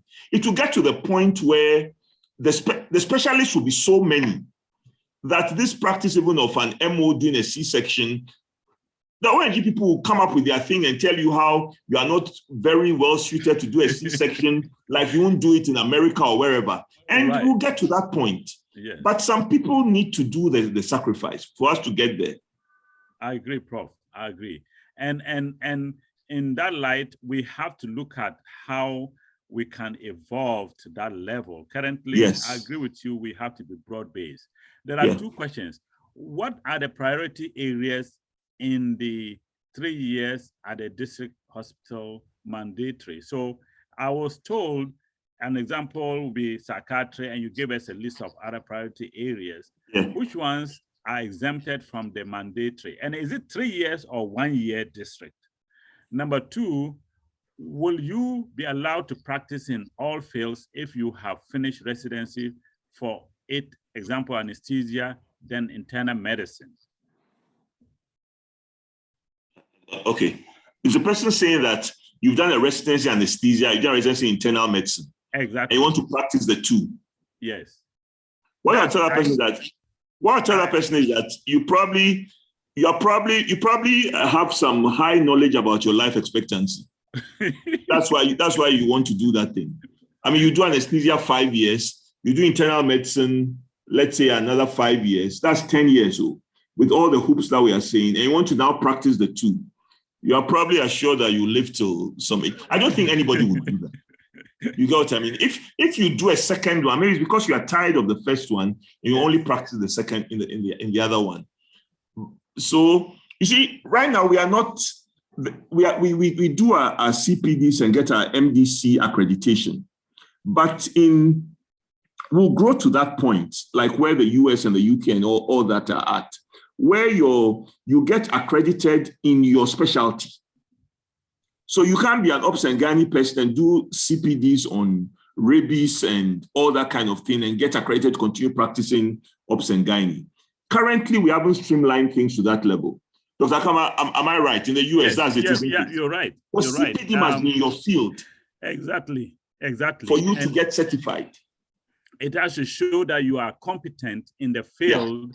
Yeah. And I think down the line, I'm not saying you should do it, but maybe you should put it on your radar. They should recertify all specialists and members every 5 to 10 years. Oh, yes, something like that. Because they have that in the US where it gets to a time where I think everybody goes and does some MCQ exam. Yes. To show that you still understand the things in the specialty before you go on doing it. So if we get to that stage, to be handling medicine and anesthesia, I mean, what do you want to do to yourself? You know? Yeah. So and the other question about the district. Yes. You see, what we are proposing, and I'm sure we'll get the approval for that, is that for those 8 high priority areas, if you want to do it, after house job, what we will do is that we will post you to a training. We'll work with Ghana Health Service to get you posted to a training center. Whilst you are at that training center, you will do your primaries. If you pass the primary, you will then be taken into the program. And obviously, there'll be a time period. You won't be taking those primaries forever. Then that means that you're not good enough. So if you pass that primaries, you get into the program. So in a sense, you are exempt from going out of a training center because you have you've indicated your interest in this specialty, and we'll have a way of identifying those who've indicated that interest. Yes. Like somebody said, there'll be a platform where we'll know those who indicated that interest and get this going. But you won't come to us and say, I'm interested in otorhinolaryngology. Then we say, okay, I posted to Kolebu. Then you come out and say that however, I did my primaries in obs and gynae, take me. No. That's what people do and kind of like kill good programs. And that you won't be allowed to kill a good program on my watch. And if you go in and you do that primaries the first time, the second time, you don't pass it and you say, I'm going to do a third time, we probably will say, you know what, let's post you out to the district. I mean, you don't appear to have this. There'll be a limit to that kind of thing. Otherwise, people will just choke up the space and others cannot get in, which has happened with some of these kind of things in the past. Yes, I agree with you. So when I was laughing, Samuel, don't take it, I was laughing at you for Prof's comment. It was the number of years. You know, there's already a limit on how many years you can train, 40 years. But it is possible that you are a very good student. You finish medical school, you are the top of the class, you do your housemanship 2 years, you go straight into internal medicine, and then you stop internal medicine, go to anesthesia, and then you specialize in intensive care unit, which we should be doing because in intensive care unit is a broad specialty. And so when you do in anesthesia, you are an anesthetist. And it's difficult to comprehend some of the intricate things that go into internal medicine, critical care without doing internal medicine. Isn't it, Prof? Yeah. There's a comment here that I want to read, which I think is a very great comment. And this is a thing that we would like to. There are so many good things to do. It's just that you have to pick and do only some of them. But what this person has written is that I think it will help a lot to get this seminars and education widely disseminated in medical schools to sensitize medical students from the start, considering the needs of our nation and priority areas. Also, we could work hard at making these priority areas more attractive to students, including the duration of rotation, for instance. At the end of it, or we need to understand being a doctor about service, blah, blah, that kind of thing. So it's that's very true. These kind of things we are talking about should be sent to the lowest possible. By lowest, I'm talking of level, not lowest possible level, so that people can begin to get their minds tuned to this before they graduate. And the other thing too is that those of us who are in these priority areas, sometimes, it's human nature. We take pride in the fact that we are not many there and make people feel like this is a very difficult thing and not try to sell the thing to people. I think we should grow beyond that. We should grow beyond that and rather kind of like, if you know you are in an area where there are not many of you, when the medical students come to rotate, You buy them free lunch and that kind of thing. And they'll say, well, maybe if I become, what do you call it, an ENT surgeon, I'll always be getting free lunch. When they come, you discover there's nothing like free lunch, you know. I mean, we should try to sell our specialty to people. Yeah. I think Clendam says she has a question. She's written to you in capital letters. So Yes. let her ask it before she comes after you. Good afternoon. It's very interesting. I've been following. Yeah, great discussions. One of my residents, they want to know whether there's reciprocity. He has passed the primaries for West Africa and he's in the program, but he wants to do the Ghana College as well. Yeah. So he's asking whether he can be exempted from the primaries of Ghana College. Okay. Maybe I should have said this. This is kind of like linked to what Dr. Edward Finn said. There is reciprocity at the primaries across West Africa College and Ghana College. So I tell people that you don't need to do 2 primaries. I mean, if you've done the West Africa College primaries and passed, you can use that to apply to be taken in, and you continue and do the Ghana College membership fellowship, and vice versa. If you pass the Ghana College primaries, you'll be taken in to do the West Africa College membership fellowship and all that. There's some I think there's some fee that you have to pay, which is probably higher with the West Africa College than the Ghana College, because West Africa College is older and they can choose to get people to go away. So that's reciprocity is there. Yes. Yeah, West Africa, they pay around 6,000 Ghana cedis. Around how much? Around 6,000 Ghana cedis. Okay, so that means I should increase my fee. So if Ghanaians can pay that, I'll have a look at my fee. I think my fee is much lower than that. It's preventing them from preventing them from going there. So I should keep it that way. Okay, I hear. Yeah. Thank you so much. Yeah. Thank you. So, Prof, what is the discussion between you and Minister of Health and all their agencies, aka Ghana Health Service? Because I went to their website and I couldn't find their physician manpower requirements. I can't even find out how many specialists they have, what is their 10-year program. And anytime I ask them, we have it. I don't know why they're hiding it, but what is the plan in terms of getting OT region, Savannah region, Walwale Regional Hospital specialists? Yeah. You see, Dr. Kama, like you know, these are some of the things that this where I would say that these are some of the things that a number of us as physicians need to get into. We need to get into it. And now I hope we are all only physicians sitting here, so I can now say what would sound to be very discriminatory. You see, as physicians, we were the ones who were top of our classes. You understand? We were the top ones all through school, from primary school all through, and we understand certain things better than people. It's just a question of basic innate intelligence. You know what I mean? There are people in engineering and the rest who can come out there. But when it comes to that, things like projections about staff strength and the rest, we need many more of us who would take interest in that thing. Those who go into public health, take some interest, but more of us need to take interest in that and work with the non-physicians in terms of getting these projections. But where things have got to now, many of us are not engaged in that conversation. And we don't help bring our input. People make projections who don't are not very familiar with what really happens, on the ground. So we need to show our interest in that, whether we're in public health or some other field. Like Dr. Kama is saying, how many physicians are needed for this country, what region? We should be, radiologists, obstetricians, gynecologists should be asking this question and engaging with the HR people. See if all of us are asking it. they'll be forced to sit down and call some stakeholder meeting so that we get these numbers out. Because these numbers are needed. And I agree with what you're saying, that when you ask, you are told that the numbers exist, but you never find the numbers.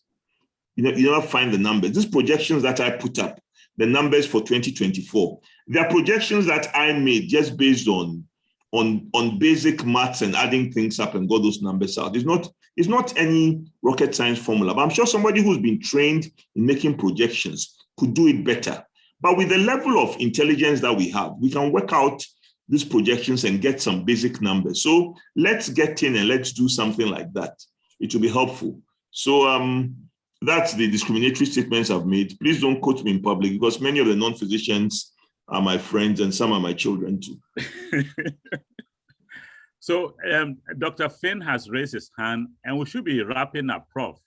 Yeah, we should wrap it up. I have to go and end my salary. It's almost 3. Yeah, so I like the comment you made, the last comment that our doctors should be interested in this projections and the strategic work. Come to the college, sponsor some of our people, the doctors who are interested in such statistics, business strategy, the business of medicine or the strategic work of medicine. As a scholarship, even though we have people who have done public health, if you can sponsor few and bring them back into your office, Prof, and they will help us to redesign some of these things so that your work can be easier, the country will benefit in the long run. Because if you leave it to those guys, I agree with you, Dr. Finn. I can't agree with you more than that. We need to get some physicians who go into that. And if the college, actually, what you're saying, maybe that's the way to go. That we as the college should aspire to set up our own kind of like human resource, strategic and projection kind of like unit, and get it staffed by some people who are generating this number. Because like Dr. Akama says, we walk to where we think the numbers are not there. So why don't we kind of like sponsor a few people, get them trained, and they work it out for us? Because it's our business too. I need to know how many physicians, how many cardiologists Ghana needs in 10 years' time, so that I know how many people I'm bringing into cardiology today. And I could then kind of like make a case and say, nobody's interested in cardiology. These people are there. Let's get them in because we need this number by this time. So, Dr. Finn, I think that's a great idea. I'll note it down and give it some thought. Maybe you should let it rise higher on the priority scale. Thank you very much. Welcome. There are still some few questions trickling in. Some of them I'll email to you. Okay, okay. But and some of them I'm seeing them. They're like things to do with processes, which you can get the answer by calling the academic affairs office or looking on the website. So exactly. And then dentistry. Yeah. Is there a residency in dentistry? And there is. Dentals. We have a residency. I put the Faculty of Dental Surgery and Subspecialties. It exists. Exactly. So go, please, join the Ghana College of Physicians website. Put it, bookmark it, and go there often. Because there are a lot of things coming up, a lot of courses coming up for you. So if you're not there, you wouldn't be able to know. And some of these courses you can use for your CPD for Ghana Medical and Dental Council. Yes.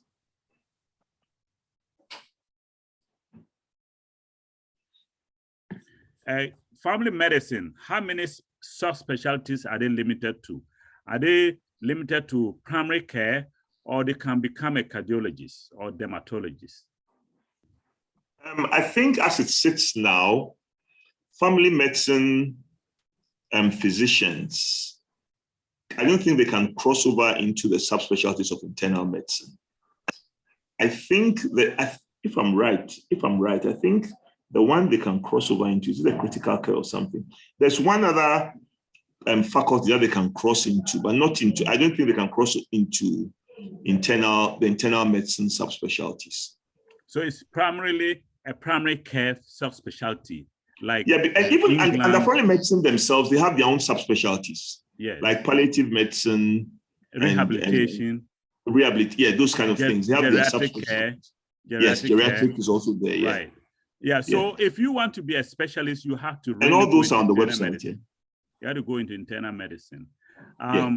So just to talk about that, why are specialists paid the same? Why are you paid the same? Why is a cardiologist paid the same as I'm not looking down on anybody, but as let's say a public health specialist who has specialized in malaria? Yeah. You see, all these questions come up, or this practice that we have exists because we don't do. It's all linked to the analysis that we just talked about. I mean, this is not projections, but back to the US system. Like I'm aware of working in a hospital in the US, they are able to tell you how much money you generate, aren't they? Exactly. If you went to Kolebu now and said that, tell me how much money Dr. X generates for the hospital, people will look at you like you are, I mean, like, what kind of question is this you've asked? You know what I mean? But nobody is working and asking those questions. And probably it's because the government pays our salaries, and our salaries are not paid from the revenue generated by the hospital. You know, that kind of system, that thing of how much you generate doesn't come up. Because if I'm an obstetrician gynecologist, and I am, what do you call it, at my obstetric clinic, I see 5 patients. Gynae clinic, I see 5 patients in let's say a week. So that's like 20 a month, 20 gynae, 20 obs a month. And then I do 1 major surgery a week. That's like 4 surgeries. Somebody should be able to work out how much money I'm generating and tell me that I'm generating less than they are paying me. So either they are going to slash my salary or they are going to move me and bring in somebody else. You see, when you begin to ask this kind of questions, then you can pay people based on how much they generate. But if we are not asking those questions, the easy way out is specialists. This is how much you are paid. And the end result is that people then generate their extra elsewhere and it gets into their pocket. So this question, it goes beyond Ghana College, and it's probably moves more into Ghana than Ghana College. Yes, I think we have to really look at that because it's one of the reasons why specialists are not there when they are much needed, and then you leave poor medical officers in their job because they have to make up for all the suffering they've done. And that goes to Ghana Health Service, Minister of Health, the teaching hospitals. They really have to come up with something to deal with this. Well, Prof, give us a wrap-up message. I said wrapping, I'm sorry, a wrap-up message. No wrapping. But no wrapping, no wrapping, yeah. Right. So the final thing I would say is that, you see, all of us have a part to play in getting postgraduate training to the place where we want it to be. For those who are trainees, they've got to aim for the ultimate and come out with a fellowship training. And if even, let me say, half of those who enter think more about the future of the training program and are willing to do the sacrifice that would end up increasing the number of trainers, it would get us faster to where we all want to be. You see, each one of us knows the ideal place to be, but a few people need to make the sacrifices that are necessary to get in. And if you see something in your training program that needs to be changed, that is so annoying, don't let it be so annoying that you get out of the training program. And if you are really concerned about the future, endure that annoying thing, come out with a fellowship, sit at the table and change things. But if we all kind of like pack up and leave when we are not happy with things, things will continue that way. So that's the last thing I would say. Thank you. Prof, are you talking to me? I'm becoming oh, you feel I'm talking to you? Well, then maybe I am. Yes. So, well, we'll have a one-on-one conversation about that. But yes, I wasn't talking to you. I was talking to everybody. I know. So there is a lot of collaboration between the Ghana College of Physicians and Surgeons and the UK and US physicians, and this is really good. So we're happy to have Professor Adanu. We will support you in every way that we can to make this a reality and a success for all Ghanaians, because I'm looking for that one district, one physician specialist. Yeah. So we'll look for it. Thank you very much, and thank you for all. I will try and post it on YouTube. Don't push me too much because I'm technically not really savvy, but I'll look for help and I'll post it on YouTube, and so that more people can go through this. But your questions that were not answered, please don't feel let down. I'll send them to Prof, and then we may bring him back. Maybe we could look at a process where we could bring he and the acting registrar together with West Africa colleges. So we can have a panel discussion, questions and answers sort of. Thank you, Prof. And God bless you. And Stefan, before you go, let me make a statement here that I said it last time, but let me say it again, that this platform is a really great platform. And the reach it has is great. It's wide.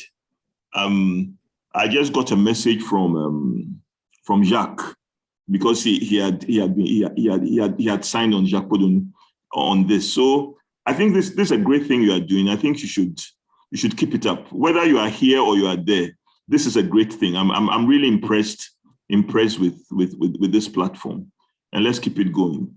I didn't know what do you call it? Edward Finn was that actively passionate about postgraduate training. I think I'll find Clenham. I'll introduce you to him. He's a massive radiologist, and he'll come pro bono. He'll pay his own way in and out. He's very wealthy. So, thanks, Dr. Kama, for what you're doing. I think this is really wonderful. Thank you. And I've just volunteered you to the radiology faculty. Okay, I'll try. I'll join you. Thank you. Thank you very much. Rector, I'll call you in chambers for another resident. Yes. Okay. Yes. Right. All right. Bye-bye, everybody. Thank you, Prof. Thank you, all the faculty leaders and professors who are on the program, the foreign participants, the junior doctors. Thank you so much. Thank you, Prof. Thank Great. you. Thanks. Okay. Bye-bye. Bye-bye.